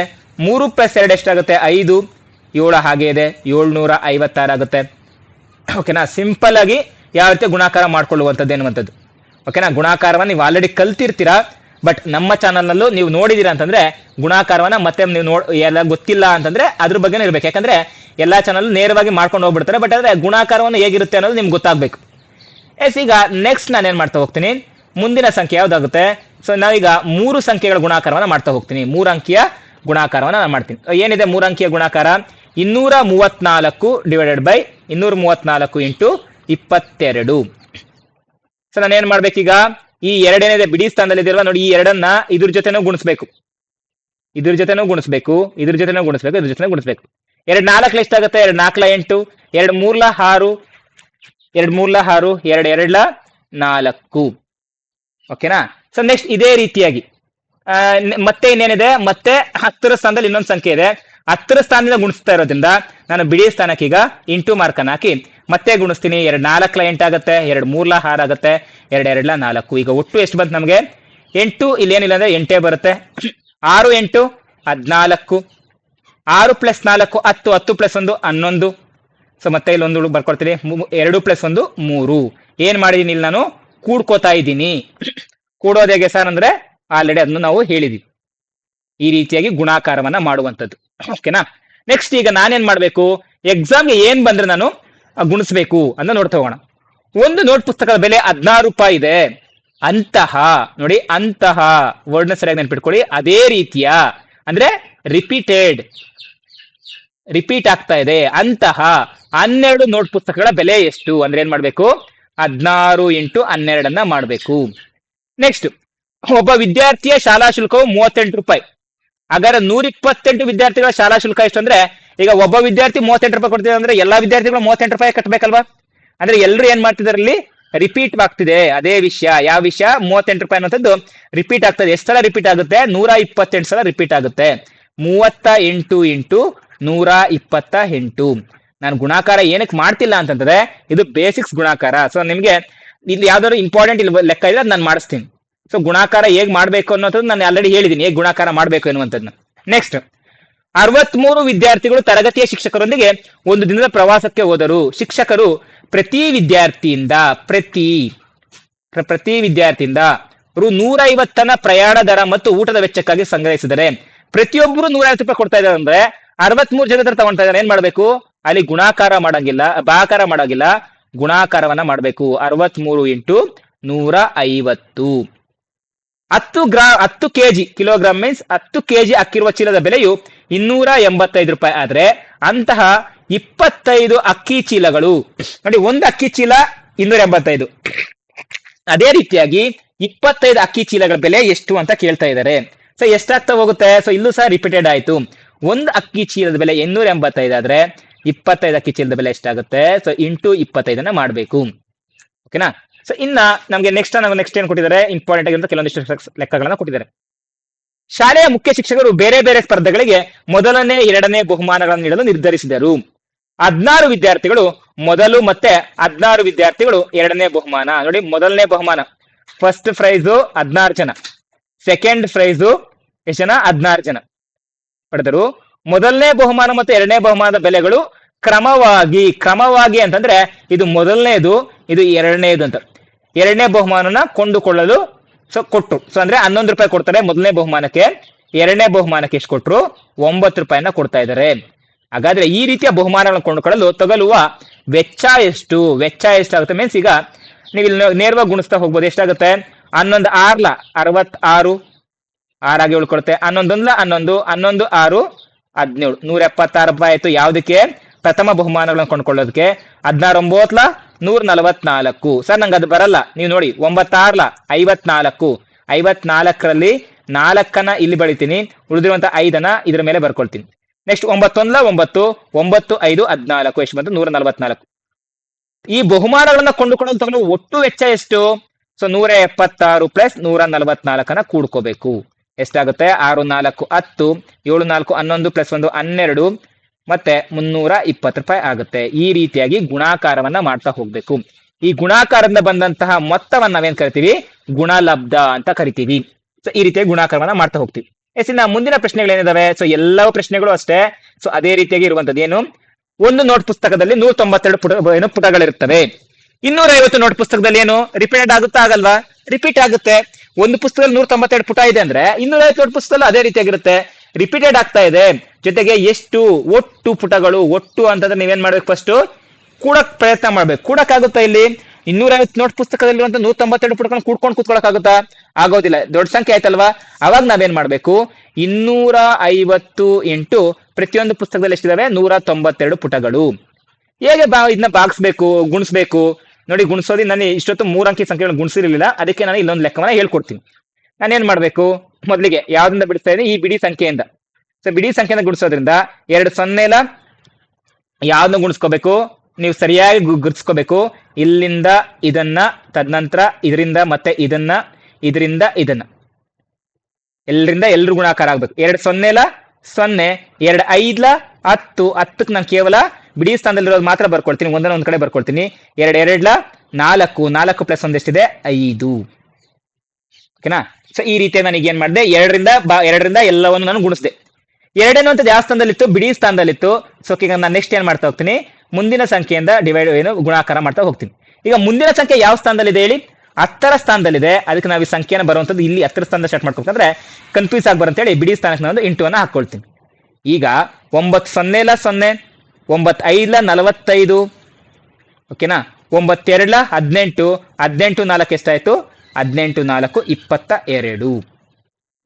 ಏನ್ ಮಾಡಿದೆ, 9 ಸೊನ್ನೆಲ 0, 9 5ಲ 45, 45ರಲ್ಲಿ ನಾನು ಕೇವಲ 5ಅನ್ನ ಮಾತ್ರ ಇಲ್ಲಿ ಬರ್ದೆ, 4ಅನ್ನ ಇಲ್ಲಿ ಬರ್ಕೊಂಡಿದ್ದೀನಿ. 9 2ಲ 18 ಆಯ್ತು, 18 4 ಎಷ್ಟಾಗುತ್ತೆ, 22. ಈಗ ನನ್ನ ನೆಕ್ಸ್ಟ್ ಇನ್ನ ಒಂದು ಸಂಖ್ಯೆ ಇದೆ 100ರ ಸ್ಥಾನದಲ್ಲಿ. ಸೊ 100ರ ಸ್ಥಾನದಲ್ಲಿ ಸಂಖ್ಯೆ ಇರೋದ್ರಿಂದ ನಾನು ಏನ್ ಮಾಡ್ಬೇಕು, ಸೊ ಮೊದಲಿಗೆ ಬಿಡಿ ಸ್ಥಾನ ಮತ್ತೆ 10ರ ಸ್ಥಾನವನ್ನ ಬಿಡಬೇಕು. ಅದಕ್ಕೆ ನಾನು ಅಲ್ಲಿ ಇಂಟು ಹಾಕೊಳ್ತೀನಿ. ನೆಕ್ಸ್ಟ್ 1 ಸೊನ್ನೆಲ 0 ಆಗುತ್ತೆ, 1 5ಲ 5, 1 2ಲ 2. ಓಕೆನಾ? ಹಾಗಾದ್ರೆ ನಂಗೆ ಇಲ್ಲಿ ಏನಾಗುತ್ತೆ, ಈಗ ನೀವು ನೋಡ್ತಾ ಹೋಗ್ಬೋದು. ಸೊ ನಂಗೆ ಕೂಡ್ತಾ ಹೋದಾಗ 0 ಎಲ್ಲ ಹಾಗೆ ಬರ್ಕೊಂಡಿದ್ದೀನಿ. ಸೊ 0 ಬರುತ್ತೆ, ಸೊ ಇಲ್ಲೂ 0 ಬರುತ್ತೆ. 5 + 5 10 ಆಗುತ್ತೆ. ಸೊ ನಾನು ಇಲ್ಲಿ 10ರಲ್ಲಿ 1 ಇಲ್ಲಿ ಬರ್ಕೊಳ್ತೀನಿ. 5 + 2 7 + 1 8, 2 + 2 4, ಎಷ್ಟಾಯ್ತು, 48,000 ಬರ್ತಾ ಹೋಗುತ್ತೆ. ಸೊ ಎಷ್ಟು ಪುಟಗಳಿರ್ತವೆ, 48,000 ಪುಟಗಳು. ನೀವು ಕೂಡ್ಕೊಂಡೋಗಿದ್ರೆ 250 ಸಲ ಕೂಡ್ಬೇಕಿತ್ತು, ನಮ್ಗೆ ಎಷ್ಟು ಆನ್ಸರ್ ಬರ್ತಿತ್ತು, ಅವಾಗ್ಲೂ ಸಹ 48,000ವೇ ಬರ್ತಾ ಹೋಗುತ್ತೆ. ಈ ರೀತಿಯಾಗಿ ನಾವು ಗುಣಾಕಾರವನ್ನ ಮಾಡುವಂಥದ್ದು. ಸೊ ನಿಮಗೆ ಕಂಪ್ಲೀಟ್ ಆಗಿ ಈಗ ಗುಣಾಕಾರ ಅಂತಂದ್ರೆ ಏನನ್ನೋದು ಒಂದು ಐಡಿಯಾ ಸಿಕ್ಕಿರುತ್ತೆ. ಇನ್ನ ನಾವು ಮುಂದಿನ ಒಂದು ವಿಷಯದ ಬಗ್ಗೆ ತಿಳ್ಕೊಳ್ತಾ ಹೋಗೋಣ. ಇದಿಷ್ಟು ಗುಣಾಕಾರಗಳೇ, ಪ್ರತಿಯೊಂದು ಗುಣಾಕಾರದ ಲೆಕ್ಕಗಳೇ. ಇಲ್ಲಿ ಕೆಲವೊಂದಿಷ್ಟು ಅಪ್ಲೈಡ್ ಕ್ವಶನ್ಸ್ ಇದಾವೆ, ಅದನ್ನ ನಾವು ನೋಡ್ತಾ ಹೋಗೋಣ. ಒಬ್ಬ ರೈತನು 23 ಕ್ವಿಂಟಾಲ್ ಗೋಧಿಯನ್ನ ಬೆಳೆಯುತ್ತಾನೆ. ಅವನು ಪ್ರತಿ ಕ್ವಿಂಟಾಲ್ ಗೋಧಿಯನ್ನ 1935 ರೂಪಾಯಿಗೆ ಮಾರ್ತಾನೆ. ಪ್ರತಿಯೊಂದು ಕ್ವಿಂಟಾಲ್, ಪ್ರತಿ ಅಂತ ಬರ್ತಾ ಇದೆ ನೋಡಿ, ಪ್ರತಿ ಕ್ವಿಂಟಾಲ್ ಮೀನ್ಸ್ ರಿಪೀಟೆಡ್ ಆಗಿ ಅವನು ಏನ್ ಮಾಡ್ತಾನೆ, 1935 ರೂಪಾಯಿಗೆ ಮಾರ್ತಾನೆ ಒಂದು ಕ್ವಿಂಟಾಲ್ನ. ಎಷ್ಟು ಕ್ವಿಂಟಾಲ್ ಇದೆ ಅವ್ರ ಹತ್ರ, 23 ಕ್ವಿಂಟಾಲ್ ಇದೆ. ಅಂದ್ರೆ ಪ್ರತಿ ಕ್ವಿಂಟಾಲ್ 1935 ರೂಪಾಯಿ ಮಾರಿದ್ರೆ ಅವರಿಗೆ ಗೋಧಿಯನ್ನ ಮಾರೋದ್ರಿಂದ ದೊರೆಯುವ ಒಟ್ಟು ಹಣ ಎಷ್ಟು, ಒಟ್ಟು ಈ ಪದವನ್ನು ನೆನ್ಪಿಟ್ಕೋಬೇಕು. ಪ್ರತಿ ಇರಬೇಕು, ಜೊತೆಗೆ ಒಟ್ಟಿದ್ರೆ ನೀವು ಕಂಪಲ್ಸರಿ ಗುಣಾಕಾರವನ್ನೇ ಮಾಡಬೇಕು. 23 ಮಾಡ್ತಾ ಹೋಗ್ಬೇಕು. 23 ಮಾಡಿದಾಗ ಏನಾಗುತ್ತೆ, ನೆಕ್ಸ್ಟ್ ಪ್ರತಿ ಸಲ ನಾನು ಏನ್ ಮಾಡಿದೀನಿ, ಸೊ ಪ್ರತಿಯೊಂದರ ಜೊತೆ ನೀವು ಗುಣಿಸ್ಕೊಳ್ತಾ ಹೋಗ್ಬೇಕು. 3 5ಲ 15, 3 3ಲ 9 + 1 10 ಆಗುತ್ತೆ. 3 9ಲ 27 + 1 28, 3 1ಲ 3, 3 + 2 5 ಆಗುತ್ತೆ. ನೆಕ್ಸ್ಟ್ 2 5ಲ 10, ಒಂದಾಗ ಒಂದ್ ಕಡೆ ಇಟ್ಕೊಳ್ಳೋಣ. ಯಾಕಂದ್ರೆ 10 ಇರುವಂತದ್ರಲ್ಲಿ ನಾನು ಕೇವಲ 0 ಬರ್ಕೊಂಡೆ, 10ರ ಸ್ಥಾನ ಇರೋದು ನಾನು 1 ಹಾಗೆ ಬರ್ಕೊಳ್ತೀನಿ. 2 3ಲ 6, ಜೊತೆಗೆ ಇಲ್ಲಿ ಒಂದಿದೆ, ಸೊ ಅದನ್ನ ಸೇರ್ಕೊಳ್ತೀನಿ. 2 3ಲ 6 + 1 7. 2 9ಲ 18, 18ರಲ್ಲಿ ಕೇವಲ 8 ಬರ್ಕೊಳ್ತೀನಿ, 1 ಒಂದ್ ಕಡೆ ಬರ್ಕೊಳ್ತೀನಿ. 2 1ಲ 2, 2 + 1 ಎಷ್ಟಾಯ್ತು, 3. ಸೊ ನಲ್ಲಿ ನೋಡಿ ಇಲ್ಲಿ ಬಿಡಿ ಸ್ಥಾನವನ್ನ ಬಿಟ್ಟಿದ್ದೀನಿ. ಸೊ ಈಗ ಆನ್ಸರ್ ಎಷ್ಟಾಗ್ತಾ ಹೋಗುತ್ತೆ, 5 0 8 + 7 ಎಷ್ಟಾಯ್ತು, 15. 8 + 6 ಎಷ್ಟಾಗುತ್ತೆ, 14. ಸೊ 3 + 1 4. ಎಷ್ಟು ರೂಪಾಯಿ ಬರುತ್ತೆ, 44,505 ರೂಪಾಯಿ ನೀವು ಅವ್ರಿಗೆ ಸಿಗ್ತಾ ಹೋಗುತ್ತೆ. ಇದಿಷ್ಟು ಸಂಪೂರ್ಣವಾಗಿ ಗುಣಾಕಾರದ ಬಗ್ಗೆ. ಆದ್ರೆ ನಾವೀಗ ಇವತ್ತಿನ ತರಗತಿಯ ಒಂದು ಕೊನೆಯ ಒಂದು ವಿಷಯವಂತ ಭಾಗಾಕಾರ. ಮತ್ತೆ ತುಂಬಾ ಇಂಪಾರ್ಟೆಂಟ್ ಭಾಗಾಕಾರ ಅಂತಂದ್ರೆ ಏನು, ಯಾವುದೇ ಆದ್ರೂ ಒಂದು ವಿಷಯವನ್ನ ಸಮಾನವಾಗಿ ಹಂಚುವಂಥದ್ದು. ಒಂದು ದೊಡ್ಡ ವಿಷಯವನ್ನ ಚಿಕ್ಕ ಚಿಕ್ಕ ಭಾಗಗಳಾಗಿ ಮಾಡಿ ಅದನ್ನ ಸಮಾನವಾಗಿ ಹಂಚುವಂತ ವಿಧಾನಕ್ಕೆ ನಾವೇನ್ ಕರಿತೀವಿ, ಭಾಗಾಕಾರ ಅಂತ ಕರಿತಾ ಹೋಗ್ತೀವಿ. ಸೊ ನನಗೆ ಇಲ್ಲಿ ಒಂದು ಪಾಯಿಂಟ್ ನೆನ್ಪಿಟ್ಕೊಳ್ಳಿ, ಪುನರಾವರ್ತಿತ ಸಂಕಲನವನ್ನ ನಾವು ಗುಣಾಕಾರ ಅಂತ ಕರಿತೀವಿ. ಸಂಕಲನ ಮೀನ್ಸ್ ಕೂಡುವುದು ಚಿಹ್ನೆ ಬರಿತೀವಿ. ಪುನರಾವರ್ತಿತ ಸಂಕಲ್ಪ ನಾವೇನ್ ಕರಿತೀವಿ? ಗುಣಾಕಾರ ಅಂತ ಬರಿತೀವಿ. ಅದೇ ರೀತಿಯಾಗಿ ಪುನರಾವರ್ತಿತ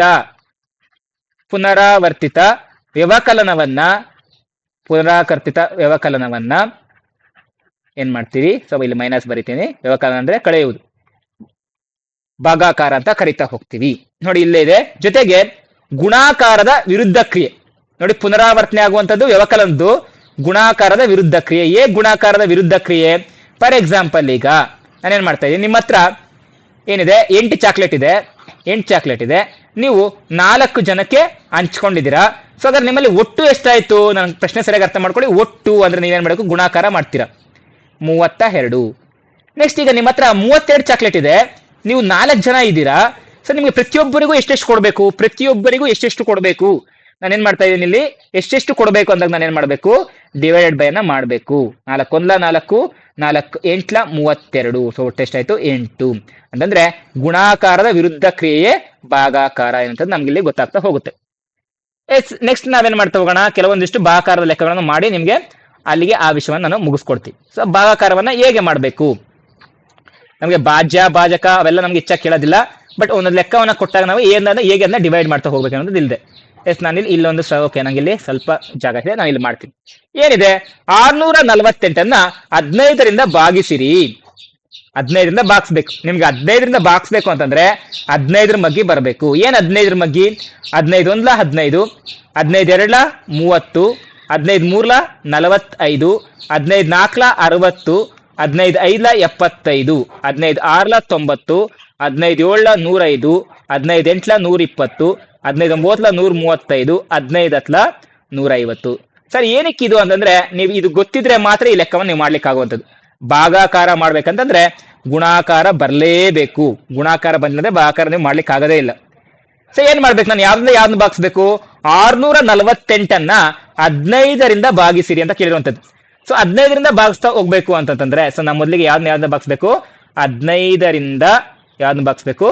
648 ಭಾಗಿಸ್ಬೇಕು. ಭಾಗಾಕಾರವನ್ನ ಹೇಗ್ ಮಾಡ್ಬೇಕು ನೋಡಿ, ಮೊದಲಿಗೆ ಒಟ್ಟಿಗೆ ಭಾಗಿಸ್ಬಿಡೋದಲ್ಲ, ಮೊದಲಿಗೆ ಒಂದು ಸಂಖ್ಯೆ ನೋಡ್ಕೋಬೇಕು. 15ರಿಂದ 6 ಭಾಗ ಆಗುತ್ತಾ ನೋಡಿ? 15ಕ್ಕಿಂತ ಚಿಕ್ಕ ಸಂಖ್ಯೆ ಅಲ್ವಾ 6 ಎನ್ನುವಂಥದ್ದು. ಸೊ ಭಾಗ ಆಗೋದಿಲ್ಲ. ಸೊ ನಾವೇನ್ ಮಾಡ್ಬೇಕು? ಈಗ ಎರಡನೇ ಸಂಖ್ಯೆ ಕಡೆಗೂ ಹೋಗ್ಬೇಕು. ಈಗ ಒಟ್ಟಿಗೆ ಎಷ್ಟಾಯ್ತು? 64 ಆಯ್ತು. 15 ಅಂತದ್ರಲ್ಲಿ 64 ಭಾಗ ಆಗುತ್ತಾ? ಎಸ್, ಖಂಡಿತವಾಗ್ಲೂ ಭಾಗ ಆಗ್ಲೇಬೇಕು. ಯಾಕೆ? 15ಕ್ಕಿಂತ 64 ದೊಡ್ಡ ಸಂಖ್ಯೆ. ಎಷ್ಟು ಸಲ ಭಾಗ ಆಗ್ಬೋದು? ನೀವು ಇಲ್ಲಿ ಮಗ್ಗಿಯನ್ನ ನೋಡಿ, 15 2 30, 15 3 45, 15 4 60, 15 5 75 ಅಂತ ಇದೆ. ಅಂದ್ರೆ ಈ ಸಂಖ್ಯೆ ಯಾವೆರಡು ಸಂಖ್ಯೆಗಳ ಮಧ್ಯೆ ಬರ್ತಾ ಇದೆ? 60 ಮತ್ತೆ 75 ಅನ್ನೋ ಸಂಖ್ಯೆಗಳ ಮಧ್ಯೆ ಬರ್ತಾ ಇದೆ. 15 ಎಷ್ಟು 60, 15 4 60, 15 5 75. ನಾನು 75 ಇಲ್ಲಿ ಏನಾದ್ರು ಬರ್ಕೊಬಿಟ್ಟಿದ್ರೆ ಅಂದ್ರೆ 64 75 ಕಳೆಯಕ್ಕಾಗುತ್ತಾ? ಕಳೆಯಕ್ಕಾಗೋದಿಲ್ಲ. ಅದಕ್ಕೆ ನಾನು ಏನ್ ಮಾಡ್ಬೇಕು? 64ಕ್ಕಿಂತ ಚಿಕ್ಕ ಸಂಖ್ಯೆ ಯಾವ್ದಿದೆಯೋ ಅದನ್ನ ಬರ್ಕೋಬೇಕು. ಸರಿಯಾಗಿ ಅರ್ಥ ಮಾಡ್ಕೊಳ್ಳಿ. ನಾನು ಈಗ ಏನ್ ಮಾಡ್ತೀನಿ, ನೀವೇನ್ ತಪ್ಪುಗಳು ಮಾಡ್ತೀನಿ ಅಂತ ನಾನು ಹೇಳ್ತೀನಿ. 15 4 ಎಷ್ಟಾಗುತ್ತೆ? 15 4 60. ಸೊ ಎಷ್ಟಾಯ್ತು ನಮ್ಗೆ? 4 0 ಹೋದ್ರೆ 4, 6 ಹೋದ್ರೆ 0. ಸೊ ನೀವೇನ್ ಮಾಡ್ತೀರಾ?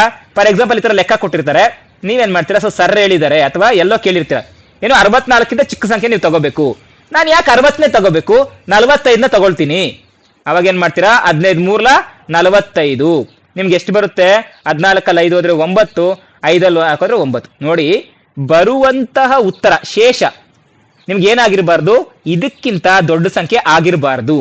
ಓಕೆ ನೋಡಿ, ಇಲ್ಲಿ 4 ಎನ್ನುವಂಥದ್ದು 15ಕ್ಕಿಂತ ಚಿಕ್ಕದಾಗಿಯೇ ಇದೆ.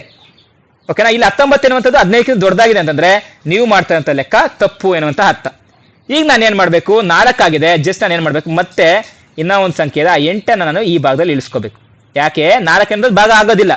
ಇನ್ನ ಅವ್ರ ಜೊತೆಗೆ ಯಾರಿದ್ದಾರೆ? 8 ಇದೆ. ಸೊ ಮತ್ತೆ 48 ಭಾಗ ಆಗುತ್ತಾ? ಎಸ್, ಭಾಗ ಆಗುತ್ತೆ. ಎಷ್ಟು ಸಲ ಭಾಗ ಆಗುತ್ತೆ ನೋಡಿ? 48 ಚಿಕ್ಕ ಸಂಖ್ಯೆ ಯಾವ್ದಿದೆ? 45 ಇದೆ. 30 ಬರ್ಕೋಬೇಕಲ್ಲ, 30 ಬರ್ಕೋಬಹುದು. ಬರ್ಕೊಂಡ್ರೆ ಏನಾಗ್ಬಿಡುತ್ತೆ?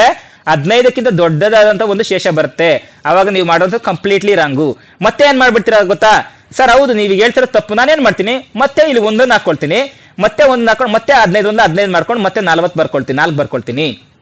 ಈ ರೀತಿ ಬಂದಾಗ ನೋಡಿ, 31ಕ್ಕೂ 4ಕ್ಕೂ ತುಂಬಾ ವ್ಯತ್ಯಾಸ ಇದೆ. ಈ ರೀತಿಯಾಗಿ ಮಾಡಬಾರ್ದು. ಕಂಪ್ಲೀಟ್ಲಿ ನಿಮ್ಗೆ ತಪ್ಪುಗಳಾಗ್ತಾ ಹೋಗ್ತವೆ. ಸೊ 15 ಈಗ ನಾನು ಎಷ್ಟು ಸಲ ಮಾಡ್ಬೇಕು? 15 3 ಎಷ್ಟಾಗುತ್ತೆ? 45. 8 5 ಹೋದ್ರೆ ಎಷ್ಟು? 3, 4 4 ಹೋದ್ರೆ 0. ಇಲ್ಲಿವರೆಗೂ ನಮ್ಗೆ ಏನ್ ಬರ್ತಾ ಹೋಗುತ್ತೆ? ಇಲ್ಲಿವರೆಗೂ ನಮ್ಗೆ ಬರುವಂತದ್ದು ಏನು? ಭಾಗಾಕಾರ. ಸೊ ನಮ್ಗೆ ಇಲ್ಲಿಂದ ಮುಂದೆ ಬರುವಂತದ್ದು, ನಾನೀಗ ಇಲ್ಲಿಂದ ಮುಂದಕ್ಕೆ ಸಹ ಹೇಳ್ಕೊಡ್ತಾ ಹೋಗ್ತೀನಿ. ಇಲ್ಲಿಂದ ಮುಂದಕ್ಕೆ ನಮ್ಗೆ ಬರುವಂತದ್ದು ದಶಮಾಂಶಗಳ ಭಾಗಾಕಾರ. ದಶಮಾಂಶಗಳು ಅಂತಂದ್ರೆ ಏನರ್ಥ? ಫಾರ್ ಎಕ್ಸಾಂಪಲ್ ನಮ್ಗೆ ಇಲ್ಲಿ ಶೇಷ 3 ಉಳ್ಕೊಳ್ತು, ಇದನ್ನ ಮುಂದೆ ಭಾಗ ಆಗ್ಬೋದಿತ್ತೇನೋ, ಅವಾಗ ನಾನು ಏನ್ ಮಾಡ್ಕೊಳ್ತೀನಿ, ಒಂದು ಬಿಂದುವನ್ನ ಇಡ್ತೀನಿ. ಬಿಂದುವನ್ನ ಇಟ್ಟಾಗ ನನ್ಗೆ ಏನಾಗುತ್ತೆ, ನಾನು ಇಲ್ಲಿ ಒಂದು 0 ಬರ್ಕೋಬಹುದು. ಓಕೆನಾ? ಸೊ ಈಗ ನಾನು ಮತ್ತೆ ಭಾಗ ಮಾಡ್ತೀನಿ. 15 ಎಷ್ಟು ಸಲ ಭಾಗ ಆಗುತ್ತೆ? 15 2 ಎಷ್ಟಾಗುತ್ತೆ? 30 ನೇರವಾಗಿ ಡಿವೈಡ್ ಆಗುತ್ತೆ. ಸೊ ನಮ್ಗೆ ಒಟ್ಟು ಆನ್ಸರ್ ಎಷ್ಟು ಬರುತ್ತೆ? 0 ಬರುತ್ತೆ. ಆದ್ರೆ ನಮ್ಗೆ ಇಲ್ಲಿ ಉತ್ತರ ಯಾವುದು ನೋಡಿ, ಈ ಬಂದಿದೆ 0 ಇದು ಉತ್ತರ ಅಲ್ಲ, ಇದು ಶೇಷ ಅಂದ್ರೆ ಉಳಿಕೆ ಅಂತ ಅರ್ಥ. ಓಕೆನಾ? ಹಾಗಾದ್ರೆ ನಮ್ಗೆ ಉತ್ತರ ಯಾವುದು ನೋಡಿ, ಇದು ಭಾಗ ಲಬ್ಧ 43.2 ಎನ್ನುವಂಥದ್ದು ನಮ್ಗೆ ಉತ್ತರ ಆಗ್ತಾ ಹೋಗುತ್ತೆ. ಯಾವಾಗ ನಮಗೆ ಕಂಪ್ಲೀಟ್ ಆಗಿ ದಶಮಾಂಶಗಳ ಪದ್ಧತಿಯಲ್ಲಿ ಬಿಡಿಸಿದಾಗ. ಆದ್ರೆ ಇಲ್ಲಿ ಮಕ್ಕಳಿಗೆ ಏನ್ ಹೇಳ್ಕೊಟ್ಟಿರೋ ನೋಡಿ, ಒಟ್ಟು ಅವ್ರಿಗೆ ಬಿಡಿಸಿದಾಗ ಎಷ್ಟು ಬರ್ತಾ ಇದೆ ಉತ್ತರ? 43. ಜೊತೆಗೆ ಏನ್ ಬರ್ತಾ ಇದೆ? ಶೇಷ 3 ಬರ್ತಾ ಇದೆ. ಓಕೆನಾ? ಸೊ ಈ ರೀತಿಯಾಗಿ ನಾವು ಲೆಕ್ಕವನ್ನ ಮಾಡ್ತಾ ಹೋಗ್ಬೇಕಾಗುತ್ತೆ ಭಿನ್ನರಾಶಿಗಳನ್ನ. ನೋಡಿ, ಸಂಪೂರ್ಣ ನೀವೆಲ್ಲ ತಪ್ಪುಗಳು ಏನೇನ್ ಮಾಡ್ತೀರಿ ಅನ್ನೋದು ನಾನು ಈಗಾಗಲೇ ಹೇಳಿದೀನಿ. ಹಾಗಾದ್ರೆ ಯಾವ್ದನ್ನ ನಾವು ಭಿನ್ನರಾಶಿಯಾಗಿ ಮಾಡ್ತಾ ಹೋಗ್ಬೇಕು ನೋಡಿ, ಇಲ್ಲಿ ಒಂದು ಪ್ರಶ್ನೆ ಇದೆ. 17 ವಿದ್ಯಾರ್ಥಿಗಳ ಒಂದು ದಿನ ಶೈಕ್ಷಣಿಕ ಪ್ರವಾಸದ ಖರ್ಚು ಕೊಟ್ಟು ಎಷ್ಟಿದೆ? 7,225 ರೂಪಾಯಿ ಇದೆ. ನೋಡಿ, ನಿಮ್ಮ ಹತ್ರ ದೊಡ್ಡ ಅಮೌಂಟ್ ಇದೆ. ಎಷ್ಟು? 7,225 ರೂಪಾಯಿ ಇದೆ. ಪ್ರತಿ ವಿದ್ಯಾರ್ಥಿ ಕೊಡ್ಬೇಕು. ಅಂದ್ರೆ ಪ್ರತಿ ವಿದ್ಯಾರ್ಥಿಗೆ ನೀವು ಏನ್ ಮಾಡ್ಬೇಕು? ಸಮವಾಗಿ ಹಂಚಬೇಕು. ಎಷ್ಟು ವಿದ್ಯಾರ್ಥಿಗಳಿಗೆ ಹಂಚ್ಬೇಕು ನೀವು? 17 ವಿದ್ಯಾರ್ಥಿಗಳಿಗೆ ಹಂಚಬೇಕು. ಅವಾಗ ನೀವೇನ್ ಮಾಡ್ಬೇಕು? ಡಿವೈಡೆಡ್ ಬೈ 17 ಮಾಡ್ಬೇಕು. ಈ ರೀತಿ ಮಾಡಿದಾಗ ನಿಮ್ಗೆ ಏನ್ ಬರುತ್ತೆ? ನಿಮ್ಗೆ ಉತ್ತರ ಗೊತ್ತಾಗ್ತಾ ಹೋಗುತ್ತೆ. ನಾವು ನೋಡಿ, ಇಲ್ಲಿ ಆಲ್ರೆಡಿ ಮಾಡಿದ್ದಾರೆ. 17ರಿಂದ 7,225 ಭಾಗಿಸಿದಾಗ ಸಂಪೂರ್ಣವಾಗಿ ಎಷ್ಟು ಬಂದಿದೆ? 425 ರೂಪಾಯಿ ಬಂದಿದೆ. ಬರುವಂತ ಉತ್ತರ ಏನಾಗಿರುತ್ತೆ? ಹೆಚ್ಚು ಒಟ್ಟುಗಿಂತ ಏನಾಗಿರುತ್ತೆ? ಕಡಿಮೆ ಇರುತ್ತೆ. ಸಮವಾಗಿ ಹಂಚಿಕೆ ಆಗಿರುತ್ತೆ. ಈ ರೀತಿಯಾದ ಲೆಕ್ಕಗಳಿಗೆ ನಾವೇನ್ ಕರಿತೀವಿ? ಭಾಗಾಕಾರ ಅಂತ ಕರಿತಾ ಹೋಗ್ತೀವಿ. ಇನ್ನ ಈ ತಾಳೆ ನೋಡುವಂಥದ್ದು ನಿಮ್ಗೆ ಎಲ್ಲ ಈ ಕಾನ್ಸೆಪ್ಟ್ ಅಲ್ಲಿ ಬರ್ತಾ ಹೋಗೋದಿಲ್ಲ. ಓಕೆನಾ? ಈ ಕಾನ್ಸೆಪ್ಟ್ ಬರೋದಿಲ್ಲ ಮೀನ್ಸ್ ನಿಮಗೆ ಈ ಒಂದು ಮುಂದಿನ PSR ಅಥವಾ GPS ಎಕ್ಸಾಮ್ಗಳಿಗೆ ಅಷ್ಟು ಅವಶ್ಯಕತೆ ಇರೋದಿಲ್ಲ ಅಷ್ಟೇ. ಈಗ ಮುಂದೆ ಇನ್ನ ಒಂದು ಕೆಲವೊಂದಿಷ್ಟು ಕಷ್ಟಕರ ಪ್ರಶ್ನೆಗಳಿದೆ, ಅದನ್ನ ನಿಮ್ಗೆ ಬಿಡಿಸ್ಕೊಡ್ತಾ ಹೋಗ್ತೇನೆ. ಈಗ ಇಲ್ಲಿ ನೋಡಿ, ಪ್ರತಿಯೊಂದು ಸಮಸ್ಯೆನ ನಿಮ್ಗೆ ಅರ್ಥ ಮಾಡಿಸ್ತೀನಿ. ಯಾಕೆ? ಇದು ಬೇಸಿಕ್ ಕಾನ್ಸೆಪ್ಟ್ ಆಗಿರೋದ್ರಿಂದ ಯಾಕೆ ಭಾಗಿಸ್ಬೇಕು ಅಂತ ನಿಮ್ಗೆ ಗೊತ್ತಾಗ್ತಾ ಹೋಗ್ಬೇಕು. ಒಬ್ಬ ಟೇಲರ್ನ ಹತ್ತಿರ 18 ಮೀಟರ್ ಅಂಗಿ ಬಟ್ಟೆ ಇದೆ. ಎಷ್ಟು ಮೀಟರ್ ಇದೆ? 18 ಮೀಟರ್ ಅಂಗಿ ಬಟ್ಟೆ ಇದೆ. ಇವನು 9 ಅಂಗಿಗಳ ಬಟ್ಟೆನ ಹೊಲಿಬಹುದು. ಅವನು 9 ಅಂಗಿಗಳನ್ನ ಈ ಬಟ್ಟೆನ ಹೊಲಿಬಹುದು. ಹಾಗಾದ್ರೆ ಒಂದು ಅಂಗಿಯನ್ನು ಹೊಲಿಯಲು ಎಷ್ಟು ಬಟ್ಟೆ ಬೇಕಾಗುತ್ತೆ? ಒಂದು ಅಂಗಿಯನ್ನು ಹೊಲಿಬೇಕು. ಅವನ್ ಏನ್ ಮಾಡ್ತಾ ಇದ್ದಾನೆ? 18 ಮೀಟರ್ ಇದೆ ಅವನ ಹತ್ರ. ಎಷ್ಟು ಬಟ್ಟೆನ ಹೊಲಿತಾ ಇದ್ದಾನೆ? 9 ಬಟ್ಟೆನ ಹೊಲಿತಾ ಇದ್ದಾನೆ. ಹಾಗಾದ್ರೆ ಒಂದಕ್ಕೆ ಎಷ್ಟಾಗುತ್ತೆ ನೋಡಿ? ಒಂದು ಅಂಗಿಯನ್ನ ಅಷ್ಟರಲ್ಲಿ ಒಂದು ಬೈಕ್ ನಮ್ಗೆ. ಅವಾಗ ಸಮಾನವಾಗಿ ಅವ್ನು ಹಂಚಿಕೆ ಮಾಡ್ಬೇಕಾ? ಒಂದೊಂದಕ್ಕೆ ಎಷ್ಟೆಷ್ಟು ಅಂತ ಸಮಾನವಾಗಿ ಹಂಚಿಕೆ ಮಾಡ್ಬೇಕಂದ್ರೆ ಏನರ್ಥ? 18 ಡಿವೈಡೆಡ್ ಬೈ 9. ಅವಾಗ ಎಷ್ಟಾಗುತ್ತೆ? 9 1 9, 9 2 18. ಅಂದ್ರೆ ಪ್ರತಿಯೊಂದು ಅಂಗಿಗೆ ಎಷ್ಟು ಮೀಟರ್ ಬೇಕಾಗುತ್ತೆ? 2 ಮೀಟರ್ ಬೇಕಾಗುತ್ತೆ. ಸೊ ನನಗೆ ಈ ರೀತಿಯಾಗಿ ಭಾಗಾಕಾರನ ಮಾಡ್ತಾ ಹೋಗ್ಬೇಕು. ಇನ್ನು ಮುಂದಿನ ಪ್ರಶ್ನೆಗಳಿದ್ದಾವೆ. ಒಂದು ಬೈಕ್ 5 ಲೀಟರ್ ಪೆಟ್ರೋಲ್ ನಲ್ಲಿ 240 ಕಿಲೋಮೀಟರ್ ದೂರ ಚಲಿಸುತ್ತದೆ. 240 ಕಿಲೋಮೀಟರ್ ದೂರ ಚಲಿಸುತ್ತದೆ. ಜವ ಬಂದಾಗ, ಸ್ಪೀಡ್ ಬಂದಾಗ, ಸೊ ಸ್ಪೀಡ್ ನ ಸೂತ್ರ ಏನಾಗುತ್ತೆ? ಜವ ಇಸ್ ಈಕ್ವಲ್ ಟು ಚಲಿಸಿದ ದೂರ ಡಿವೈಡೆಡ್ ಬೈ ಮೀನ್ಸ್ ಭಾಗಿಸು ತೆಗೆದುಕೊಂಡ ಕಾಲ ಅಂತ ಬರುತ್ತೆ ನಮ್ಗೆ. ಸೊ ಈ ಚಿಹ್ನೆ ಏನ್ ತೋರಿಸುತ್ತೆ ಅಂತ ಹೇಳಿದೀನಿ ನಾನು? ಭಾಗಾಕಾರವನ್ನು ತೋರಿಸುತ್ತೆ. ಈಗ 5 ಲೀಟರ್ ಪೆಟ್ರೋಲ್ 240 ಕಿಲೋಮೀಟರ್ ಆಗಿದ್ರೆ ಅವ್ರು ಏನ್ ಮಾಡ್ತಾರೆ? ಪ್ರತಿ ಲೀಟರ್ಗೆ ಎಷ್ಟು ಅಂದ್ರೆ 1 ಲೀಟರ್ಗೆ ಎಷ್ಟು ಓಡುತ್ತೆ ಅಂತ ಅರ್ಥ. ನೋಡಿ, 5 ಲೀಟರ್ಗೆ ಇಷ್ಟ ಆಗಿದೆ ಅಂತಂದ್ರೆ 1 ಲೀಟರ್ಗೆ ಎಷ್ಟಾಗುತ್ತೆ ಅಂತ ನಾವೇನ್ ಮಾಡ್ಬೇಕು? 240 ಲೀಟರ್ ಅನ್ನ 5ರಿಂದ ಭಾಗ ಮಾಡಿದೀವಿ ಅಂತಂದ್ರೆ ನೋಡಿ, ಭಾಗಾಕಾರ ನಾವು ಈ ರೀತಿಯಾಗೂ ಮಾಡ್ಬೋದು. ಸೇಮ್ ಅದೇ ರೀತಿಯಾಗಿ ಮಾಡ್ಬೇಕನ್ನೋದೇನೆ. ನೋಡಿ, ಇಲ್ಲಿಗೆ ಏನ್ ಮಾಡ್ಬೋದು? 5 1 5. ನೆಕ್ಸ್ಟ್ ಏನ್ ಮಾಡ್ಬೋದು? ಇಲ್ಲಿ ಈ ಸಂಖ್ಯೆಗಳನ್ನ ಹೇಗ್ ಭಾಗ ಮಾಡ್ಬೇಕು? 5ರಿಂದ 2 ಭಾಗ ಆಗುತ್ತಾ? 2 ಭಾಗ ಆಗೋದಿಲ್ಲ, ಚಿಕ್ಕ ಸಂಖ್ಯೆ. ನೆಕ್ಸ್ಟ್ ನಾನು ಏನ್ ಮಾಡ್ಬೇಕು? 24 ಅಂತ ತಗೋಬೇಕು. ಎಷ್ಟು ಸಲ ಭಾಗ ಆಗುತ್ತೆ? 5 4 20. 5ರಿಂದ 5 5 ಆಗೋದಿಲ್ವಾ? ಆಗೋದಿಲ್ಲ. ಯಾಕೆ? 5 5 25 ಆಗುತ್ತೆ. 5 4 20. ಎಷ್ಟು ಮತ್ತೆ ಎಷ್ಟು ಉಳ್ಕೊಳ್ತಿಲ್ಲಿ? 4 ಉಳ್ಕೊಳ್ತು. 20 24 20 ಹೋದ್ರೆ 4 ಉಳ್ಕೊಳ್ತೆ. ಮತ್ತೆ 40 ಆಯ್ತು. 5 ಎಷ್ಟಲ ಹೋಗುತ್ತೆ? 40. 5 8 40. ಅಂದ್ರೆ ಪ್ರತಿ ಕಿಲೋಮೀಟರ್ಗೆ ಎಷ್ಟು ದೂರ ಪ್ರತಿ ಲೀಟರ್ಗೆ ಎಷ್ಟು ದೂರ ಕ್ರಮಿಸುತ್ತೆ? 48 ಕಿಲೋಮೀಟರ್ ಅನ್ನ ಅದು ಚಲಿಸ್ತಾ ಹೋಗುತ್ತೆ. ಈ ರೀತಿಯಾಗಿ ಭಾಗಾಕಾರವನ್ನ ಮಾಡ್ತಾ ಹೋಗ್ಬೇಕು. ಶ್ರೀಧರನು 946ಕ್ಕೆ 11 ಸಮಾನ ಬೆಲೆಯ ಸಾಮಾನುಗಳನ್ನ ಕೊಂಡನು. ಈ ಆಟಿಕೆಯ ಬೆಲೆಯನ್ನ ಕಂಡು ಹಿಡಿಯಿರಿ. ಪ್ರತಿ ಆಟಿಕೆಯ ಬೆಲೆ ಅವ್ರೀಗ ಜಾಸ್ತಿ ತಂದ್ಬಿಟ್ಟಿರ್ತಾರೆ. ಅದನ್ನ ನಮ್ಗೆ ಒಂದೊಂದೇ ಬೇಕು, ಒಂದೊಂದು ಆಟಿಕೆದು ಬೇಕು ಅಂತ ನಾವೇನ್ ಮಾಡ್ಬೇಕು? ಡಿವೈಡೆಡ್ ಬೈ ಮಾಡ್ತಾ ಹೋಗ್ಬೇಕು. ಒಬ್ಬ ವ್ಯಕ್ತಿಯ ವಾರ್ಷಿಕ ಆದಾಯ 90,912 ರೂಪಾಯಿ ಇದೆ. ಅಂದ್ರೆ ವಾರ್ಷಿಕ ಆದಾಯ ಅಂದ್ರೆ ಅರ್ಥ 12 ತಿಂಗಳದ್ದು ಅವ್ನ್ ಗೊತ್ತು. ಬಟ್ ಅವ್ನ್ಗೆ ಏನ್ ಬೇಕು? 1 ತಿಂಗಳದ್ದು ಬೇಕು. 1 ತಿಂಗಳು ಬೇಕಂದ್ರೆ ಏನ್ ಮಾಡ್ಬೇಕು? ಭಾಗಾಕಾರ ಮಾಡ್ಬೇಕು. ಮೀನ್ಸ್ ಒಟ್ಟು ಮೊತ್ತ ಇದೆ, ಅದನ್ನ ಸಮಾನವಾಗಿ ಹಂಚಬೇಕು ಅಂದ್ರೆ ನಾವೇನ್ ಮಾಡ್ಬೇಕು, ಭಾಗಾಕಾರವನ್ನ ಮಾಡ್ತಾ ಹೋಗ್ಬೇಕು. ಒಂದು ಕಾರಿನ ಕಾರ್ಖಾನೆಯು 13 ತಿಂಗಳಲ್ಲಿ ಒಟ್ಟು ಕೊಟ್ಬಿಟ್ಟಿದ್ದಾರೆ, 13 ತಿಂಗಳಲ್ಲಿ 14,820 ಕಾರುಗಳನ್ನ ಉತ್ಪಾದಿಸುತ್ತೆ. ಈಗ ಅವ್ರಿಗೆ ಏನ್ ಬೇಕು, 1 ತಿಂಗಳಿಗೋ 2 ತಿಂಗಳಿಗೋ ಎಷ್ಟು ಕಾರುಗಳನ್ನ ತಯಾರು ಮಾಡಿದಾರೆ ಅಂತ ಗೊತ್ತಬೇಕು. ಅವಾಗ ಏನ್ ಮಾಡ್ಬೇಕು, ಭಾಗಾಕಾರವನ್ನ ಮಾಡ್ತಾ ಹೋಗ್ಬೇಕು. ಈಗ ನೆಕ್ಸ್ಟ್ ಆಪ್ಷನ್ ಏನಿದೆ ಅಂತಂದ್ರೆ, ಗುಣಾಕಾರ ಮತ್ತೆ ಭಾಗಾಕಾರ ಎರಡನ್ನೂ ಹೊಂದಿರುವಂತ ಸಮಸ್ಯೆಗಳು ಯಾವಿರ್ತವೆ.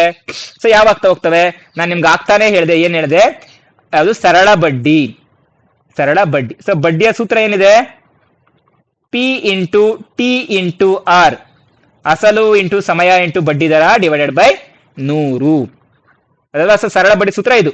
ಸೊ ಇಲ್ಲಿ ಏನೇನು ಹಾಕಿ ನೋಡಿ, ಗುಣಾಕಾರ ಚಿಹ್ನೆ ಇದೆ ಅಂದ್ರೆ ಗುಣಿಸಬೇಕು, ಜೊತೆಗೆ ಇಲ್ಲಿ ನೋಡಿ ಭಾಗಾಕಾರ ಚಿಹ್ನೆ ಇದೆ, ಭಾಗಿಸ್ಬೇಕು.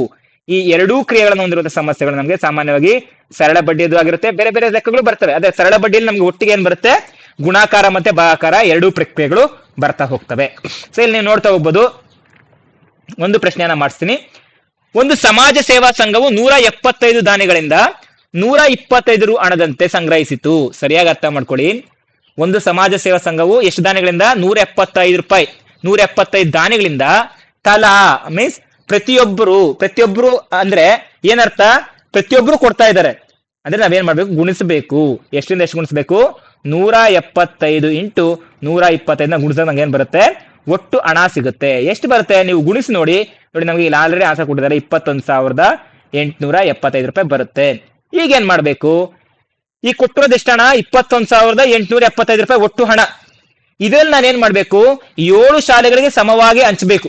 ಸಮವಾಗಿ ಹಂಚಿಕೆ ಮಾಡ್ಬೇಕಾದ್ರೆ ನಾನು ಏನ್ ಮಾಡ್ಬೇಕಲ್ಲಿ, ಈ ಹಣವನ್ನ 7ರಿಂದ ಭಾಗ ಮಾಡ್ಬೇಕು. ಸೊ 7ರಿಂದ ನಾನು ಏನ್ ಮಾಡ್ತಾ ಹೋಗ್ಬೇಕು, ಭಾಗ ಮಾಡ್ತಾ ಹೋಗ್ಬೇಕು. ಸೊ 7ರಿಂದ ಭಾಗ ಮಾಡಿದಂಗೆ ಹೇಗ್ ಬರ್ತಾ ಹೋಗುತ್ತೆ, ನಾನು ಇಲ್ಲೇ ಮಾಡ್ತಾ ಹೋಗ್ತೀನಿ. 21,875 ಡಿವೈಡೆಡ್ ಬೈ 7. ಸೊ ಈ ರೀತಿಯಾಗಿ ಮಾಡ್ತಾ ಹೋಗ್ಬೇಕು.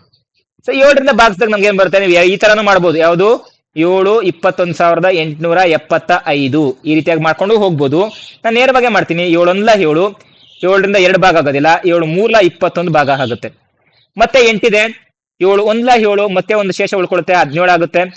7ರಿಂದ ಎಷ್ಟೆಲ್ಲ ಭಾಗ ಆಗುತ್ತೆ, 17 ಅಂತದ್ದು. 7 2 14, 7 3 21, 21 ದೊಡ್ಡ ಸಂಖ್ಯೆ ಆಗ್ಬಿಡುತ್ತೆ. ಅದೇ 7 2 14 ತಗೊಳ್ತೀನಿ. 17ರಲ್ಲಿ 14 ಹೋದ್ರೆ ಎಷ್ಟಾಗುತ್ತೆ, 3 35 ಆಗುತ್ತೆ. ಎಷ್ಟಾಯ್ತು, 7 5 35. ಸೊ ನಮ್ ಟೋಟಲ್ ಎಷ್ಟು ಬಂತು, 3,125 ರೂಪಾಯಿ ಬರುತ್ತೆ. ನೀವು ಈ ತರ ಭಾಗಾಕಾರ ಮಾಡಿದ್ರು ಬರುತ್ತೆ ನೋಡಿ. 7ರಿಂದ 2 ಭಾಗ ಆಗೋದಿಲ್ಲ, ಮತ್ತೆ 21 ತಗೊಳ್ತೀರಾ. 7 3 7 4 28 ಆಗ್ಬಿಡುತ್ತೆ. ಓಕೆನಾ, ಅದಕ್ಕೆ 7 3 ಎಷ್ಟಾಗುತ್ತೆ, ಸೊ ಸಾರಿ 7 3 28, ಸಾರಿ.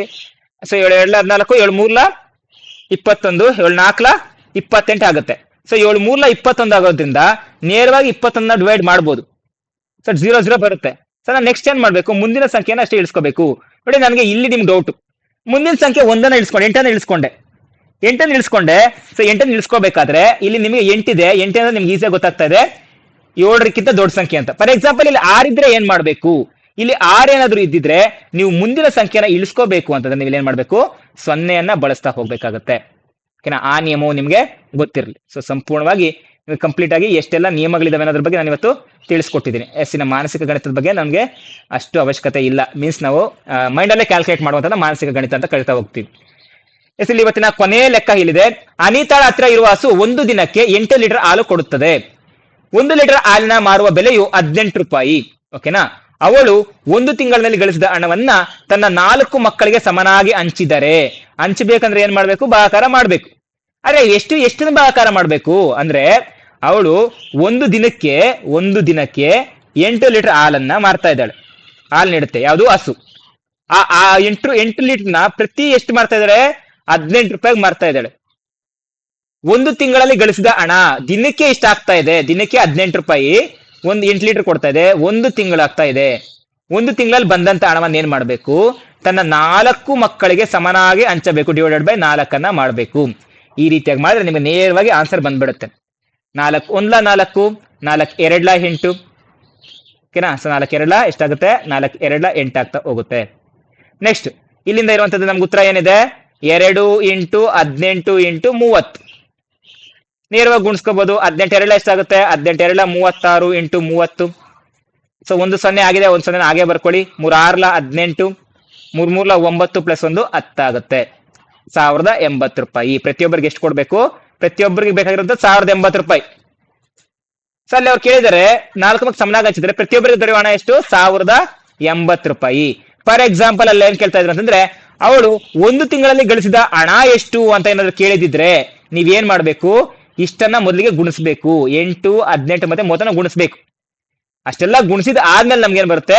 ಆ ಬರುವಂತ ಉತ್ತರದಿಂದ ನಾವೇನ್ ಮಾಡ್ಬೇಕಿತ್ತು? 4 ಭಾಗ ಮಾಡ್ತಾ ಹೋಗ್ಬೇಕಾಗಿತ್ತು. ಫಾರ್ ಎಕ್ಸಾಂಪಲ್ ಈ ಲೆಕ್ಕ ನಾನು ಮುಗಿಸ್ಕೊಡ್ತೇನೆ ನೋಡಿ. ಈಗ ಅವ್ರು ಇದೇ ಒಂದು ಲೆಕ್ಕದಲ್ಲಿ ಅವಳು ದಿನಕ್ಕೆ 8 ಲೀಟರ್ ಹಾಲು ಕೊಡ್ತಾ ಇದೆ ಹಸು, ಅದನ್ನ ₹18 ಮಾಡ್ತಾ ಇದ್ದಾಳೆ. ಒಂದು ತಿಂಗಳಲ್ಲಿ ಅವ್ಳು ಗಳಿಸಿದ ಹಣ ಎಷ್ಟು ಅಂತ ಕೇಳಿದಿದ್ರೆ 8 × 18 × 30 ಮಾಡ್ಬೇಕಿತ್ತು. 18 ಎಂಟ್ಲ ಎಷ್ಟಾಗುತ್ತೆ? 18 ಎಷ್ಟಾಗ್ತಾ ಹೋಗುತ್ತೆ? ಸೊ ನಿಮ್ಗೆ ಗುಣಾಕಾರ ಬಂದ್ರೆ ಗುಣಾಕಾರ ನೇರವಾಗಿ ಮಾಡಬಹುದು, ಅಥವಾ ಬಂದಿಲ್ಲ ಅಂತ ನೀವೇನ್ ಮಾಡ್ತಾ ಹೋಗ್ಬೋದು? ಅದನ್ನ ಭಾಗವನ್ನು ಮಾಡ್ತಾ ಹೋಗ್ಬೋದು. 144 ಆನ್ಸರ್ ಬರುತ್ತೆ. ಬಟ್ ಆದ್ರೂ 8 ಎಂಟ್ಲ ಎಷ್ಟಾಗುತ್ತೆ? 8 ಎಂಟ್ಲ 64 ಮತ್ತೆ 6 ಬರ್ಕೊಳ್ಳಿ. 8 1 8, 8 + 6 14, 144 × 30 ಬರ್ತಾ ಹೋಗುತ್ತೆ. ಈಗ ಮತ್ತೆ ಇದನ್ನ ಗುಣಿಸ್ತಾ ಹೋಗಿ. ಸೊ ಮತ್ತೆ ಇದನ್ನ ಗುಣಿಸಿದಾಗ ನಮ್ಗೆ ಎಷ್ಟು ಆನ್ಸರ್ ಬರ್ತಾ ಹೋಗುತ್ತೆ? ಒಂದ್ ನಿಮಿಷ. ನಮ್ಗೆ ಎಷ್ಟು ಬರ್ತಾ ಹೋಗುತ್ತೆ? ಸೊ ನೀವು 144 × 30, 144 × 30 ಇದನ್ನ ಗುಣಿಸಿ ನಿಮ್ಗೆ ಒಂದು ಉತ್ತರ ಸಿಗುತ್ತೆ. ಸೊ ಎಷ್ಟು ಉತ್ತರ ಸಿಗುತ್ತೆ? ಒಂದ್ ನಿಮಿಷ, ಪೇಪರ್ ಚೇಂಜ್ ಆದ್ರೆ ಇದೇ ತರ ಬರ್ತಾ ಹೋಗುತ್ತೆ. ಸೊ 0ನ ಹಾಗೆ ಇಟ್ಕೊಳ್ಳಿ. 3 4 12, ಒಂದನ್ನ ಹಾಗೆ ಬರ್ಕೊಳ್ತೀನಿ. 3 4 12 + 1 13, 3 1 3 3 + 1 4. ಎಷ್ಟಾಯ್ತು? ₹4320 ಟೋಟಲ್ ಬರ್ತಾ ಇರುವಂತದ್ದು ಒಂದು ತಿಂಗಳಿಗೆ. ಈಗ ಕೇಳುವಂತದ್ದೇನು? ಸಮಾನಾಗಿ ತನ್ನ 4 ಮಕ್ಕಳಿಗೆ ಹಂಚಬೇಕು. 4 ಮಕ್ಕಳಿಗೆ ಹಂಚ್ಬೇಕಂದ್ರೆ ಎಷ್ಟರಿಂದ ಏನ್ ಮಾಡ್ಬೇಕು? 4320 4 ಜನಕ್ಕೆ ಹಂಚ್ಬೇಕು ಅಂತಂದ್ರೆ 4320 / 4 ಮಾಡ್ಬೇಕು. ಸೊ 4 ಮಾಡಿದ್ರೆ ನಂಗೆ ಏನ್ ಬರುತ್ತೆ? ಸೊ ನೀವು ಭಾಗಾಕಾರ ನೇರವಾಗಿ ಮಾಡ್ಬೋದು. ಸೊ 4ರಿಂದ 4320 ಮಾಡಿದಾಗ 4 1 4 ಆಗುತ್ತೆ. ಸೊ 0 4 4 0, 3 ಇಳಿಸ್ಕೊಳ್ತೀನಿ ನೋಡಿ. ಈಗ ನಮ್ಗೆ ಇದು ನಾನು ಈ ಲೆಕ್ಕ ಮಾಡ್ತಾ ಇರೋದು ನಿಮ್ಗೆ ಉಪಯುಕ್ತ ಆಗುತ್ತೆ ನೋಡಿ. ಈಗ ನಾನು 3 ಇಳಿಸ್ಕೊಂಡೆ. 3 ಇಳಿಸ್ಕೊಂಡಾಗ 3 4ಕ್ಕಿಂತ ಚಿಕ್ಕದಲ್ವಾ? ಸೊ 4ರಿಂದ 3 ಡಿವೈಡ್ ಆಗುತ್ತಾ? ಡಿವೈಡ್ ಆಗಲ್ಲ. ನಾನು ನೆಕ್ಸ್ಟ್ ಏನ್ ಮಾಡ್ಬೇಕು? 2 ಸಂಖ್ಯೆನ ತಗೋಬೇಕು ಅಂದಾಗ ನಾನು ಏನ್ ಮಾಡ್ಬೇಕು? ಇಲ್ಲಿ ಒಂದು 0 ಹಾಕ್ಬೇಕು. ಒಂದೊಂದೇ ಸಂಖ್ಯೆನ ಇಳಿಸ್ಕೊಳ್ತಾ ಹೋಗ್ಬೇಕು. ಈಗ ನಾನು ಏನ್ ಮಾಡಿದೆ? 2. ಸೊ ನಾ ಎಷ್ಟಾಗುತ್ತೆ? 4 8 32 ಆಗುತ್ತೆ. ಸರ್ ಅಷ್ಟೇ ಅಲ್ವಾ ಉತ್ತರ? ನೋಡಿ ಪಕ್ಕದಲ್ಲಿ ಇನ್ನೂ ಒಂದು 0 ಇದೆ, ಹೌದಲ್ವಾ? ಆ 0ನೂ ಬಾಗಿಸ್ಬೇಕು. ಎಷ್ಟಾಗುತ್ತೆ? 4 0 0. ಸೊ ನಮ್ಗೆ ಒಟ್ಟು ಎಷ್ಟು ಬಂತು? ₹1080. ಅದೇ ಉತ್ತರ ನಮ್ಗೆ ಅವಾಗ್ಲೇನು ಬಂದಿತ್ತಾ? ಹೌದಲ್ವಾ? ಅದೇ ಉತ್ತರ ನಮ್ಗೆ ₹1080 ಇಲ್ಲೂ ಬಂದಿದೆ. ಜೊತೆಗೆ ನಾನು ಇನ್ನ ಹೇಗ್ ಮಾಡ್ಬೋದು? 4 1 4. ಸೊ ಇಲ್ಲಿ ಏನ್ ಮಾಡ್ಬೋದು? 4 1 4. ನೆಕ್ಸ್ಟ್ 4ರಿಂದ 3 ಭಾಗ ಆಗೋದಿಲ್ಲ. ಸೊ ಅದಕ್ಕೆ ನಾವು 0 ಹಾಕೊಳ್ತೀವಿ. 32 ಆಗುತ್ತೆ. 4 8 32 ಮತ್ತೆ 0 ಇದೆ. 4 0 0. ನಮ್ಗೆ ಒಟ್ಟು ಎಷ್ಟು ಬರುತ್ತೆ? ₹1080 ಬರ್ತಾ ಹೋಗುತ್ತೆ. ಸ್ನೇಹಿತರೆ, ಈ ರೀತಿಯಾಗಿ ಯಾವಾಗ ಭಾಗಿಸಬೇಕು, ಯಾವಾಗ ಗುಣಿಸಬೇಕು ಎಂಬಂತ ಮಾಹಿತಿ ನಮ್ಗೆ ಈ ರೀತಿಯಾಗಿ ಗೊತ್ತಾಗ್ತಾ ಹೋಗುತ್ತೆ. ಸೊ ಲೆಕ್ಕವನ್ನ ಅರ್ಥ ಮಾಡ್ಕೊಂಡಾಗ ಹಂಚಿಕೆ ಆದ್ರೆ ಅದನ್ನ ನಾವೇನ್ ಮಾಡ್ಬೇಕು? ಸಮಾನವಾಗಿ ಹಂಚಿಕೆ ಮಾಡಬೇಕು. ಒಂದು ದೊಡ್ಡ ಸಂಖ್ಯೆಯಿಂದ ಸಮಾನವಾಗಿ ಹಂಚಿಕೆ ಮಾಡ್ಬೇಕು ಅಂದ್ರೆ ಅದನ್ನ ಭಾಗಾಕಾರ ಮಾಡ್ತಾ ಹೋಗ್ತೀವಿ. ಒಂದು ಸಣ್ಣ ಸಂಖ್ಯೆಯಿಂದ ಹೆಚ್ಚಿನ ಮೊತ್ತಕ್ಕೆ ಓದ್ಬೇಕಾದ್ರೆ ಅದೇನಾಗ್ತಾ ಹೋಗುತ್ತೆ? ಗುಣಾಕಾರ ಆಗ್ತಾ ಹೋಗುತ್ತೆ. ಸ್ನೇಹಿತರೆ, ಇದಾಗಿತ್ತು ಇಂದಿನ ತರಗತಿ. ಇದೇ ರೀತಿಯ ಮತ್ತಷ್ಟು ತರಗತಿಗಳಿಗೆ ನೀವು ನಮ್ಮ ಚಾನಲ್ನ ಸಬ್ಸ್ಕ್ರೈಬ್ ಮಾಡ್ಕೊಳ್ಳಿ. ಹಾಗೆ ಪಕ್ಕದಲ್ಲಿರುವಂತಹ ಬೆಲ್ ಐಕಾನ್ ಕ್ಲಿಕ್ ಮಾಡ್ಕೊಳ್ಳಿ. ನಾವು ಮಾಡುವಂತಹ ಎಲ್ಲಾ ತರಗತಿಗಳ ನೋಟಿಫಿಕೇಶನ್ ನಿಮಗೆ ಮೊದಲೇ ಸಿಗುತ್ತೆ. ನೀವು ನೋಡ್ತಾ ಹೋಗ್ಬೋದು. ಇವತ್ತು ನಾವು ಯಾವಾಗ ಗುಣಿಸಬೇಕು, ಯಾವಾಗ ಭಾಗಿಸಬೇಕು, ಸೊ ಯಾವಾಗ ನಮಗೆ ಭಾಗಿಸಿದಾಗ ನಮಗೆ ಭಾಗಾಕಾರ ಮಾಡಿದಾಗ ಯಾವ ರೀತಿಯಾಗಿ ಆನ್ಸರ್ ಬರುತ್ತೆ, ಗುಣಾಕಾರ ಮಾಡಿದಾಗ ಯಾವ ರೀತಿಯಾಗಿ ಆನ್ಸರ್ ಬರುತ್ತೆ ಅನ್ನೋದು ನಿಮ್ಗೆ ಈಸಿಯಾಗಿ ಗೊತ್ತಾಗ್ತಾ ಹೋಯ್ತು. ಸ್ನೇಹಿತರೆ, ಇದಾಗಿತ್ತು ಇಂದಿನ ತರಗತಿ. ಮುಂದಿನ ತರಗತಿಯಲ್ಲಿ ಮತ್ತೊಮ್ಮೆ ಭೇಟಿಯಾಗೋಣ. ನೀವು ನಮಗೆ ಮಾಡಬೇಕಾದಂತ ಸಹ ಇಷ್ಟೇ, ಜಸ್ಟ್ ನೀವು ನಮಗೆ ಒಂದು ಲೈಕ್ ಅನ್ನ ಕೊಡುವಂಥದ್ದು. ಜೊತೆಗೆ ಇನ್ನೊಂದು ಮಾಹಿತಿನ ನಿಮ್ಗೆ ತಿಳಿಸ್ಬೇಕಿತ್ತು. ಇದೀಗ ನೀವು ನಮ್ಮ ಒಂದು ವಾಟ್ಸ್ಆಪ್ ಗ್ರೂಪ್ ಅನ್ನು ಜಾಯ್ನ್ ಆಗ್ಬೋದು. ಆ ವಾಟ್ಸ್ಆಪ್ ಗ್ರೂಪ್ ನ ಲಿಂಕ್ ಕೆಳಭಾಗದಲ್ಲಿದೆ. ಕೆಳಭಾಗದಲ್ಲಿ ಡಿಸ್ಕ್ರಿಪ್ಷನ್ ಅಂತ ಇರುತ್ತೆ. ಆ ಡಿಸ್ಕ್ರಿಪ್ಷನ್ ನಲ್ಲಿ ಹೋಗಿ ನೀವು ಕ್ಲಿಕ್ ಮಾಡಿದ್ರೆ ನಮ್ಮ ವಾಟ್ಸ್ಆಪ್ ಗ್ರೂಪ್ ನ ಲಿಂಕ್ ಸಹ ಸಿಗುತ್ತೆ. ಜೊತೆಗೆ ನೀವೀಗ ಕೇವಲ ನಮ್ಮನ್ನ ಸಬ್ಸ್ಕ್ರೈಬ್ ಆಗೋದಷ್ಟೇ ಅಲ್ಲ, ನಮ್ಮ ಜೊತೆ ನೀವು ಜಾಯಿನ್ ಸಹ ಆಗ್ತಾ ಹೋಗ್ಬೋದು. ನಮ್ಮನ್ನು ಸಹ ನೀವು ಪ್ರೋತ್ಸಾಹ ಮಾಡ್ತಾ ಹೋಗ್ಬೋದು. ಸಬ್ಸ್ಕ್ರೈಬ್ ಬಟನ್ ಕೆಳಗಡೆ ಬ್ಲಾಕ್ ಬಟನ್ ಅಲ್ಲಿ ನಿಮ್ಗೆ ಈ ತರ ಜಾಯಿನ್ ಅನ್ನೋದು ಇರ್ತಾ ಹೋಗುತ್ತೆ. ಸೊ ಮುಂದಿನ ತರಗತಿಯಲ್ಲಿ ಮತ್ತೊಮ್ಮೆ ಭೇಟಿಯಾಗೋಣ ಸ್ನೇಹಿತರೆ. ನಿಮ್ಗೆಲ್ರಿಗೂ ಧನ್ಯವಾದಗಳು.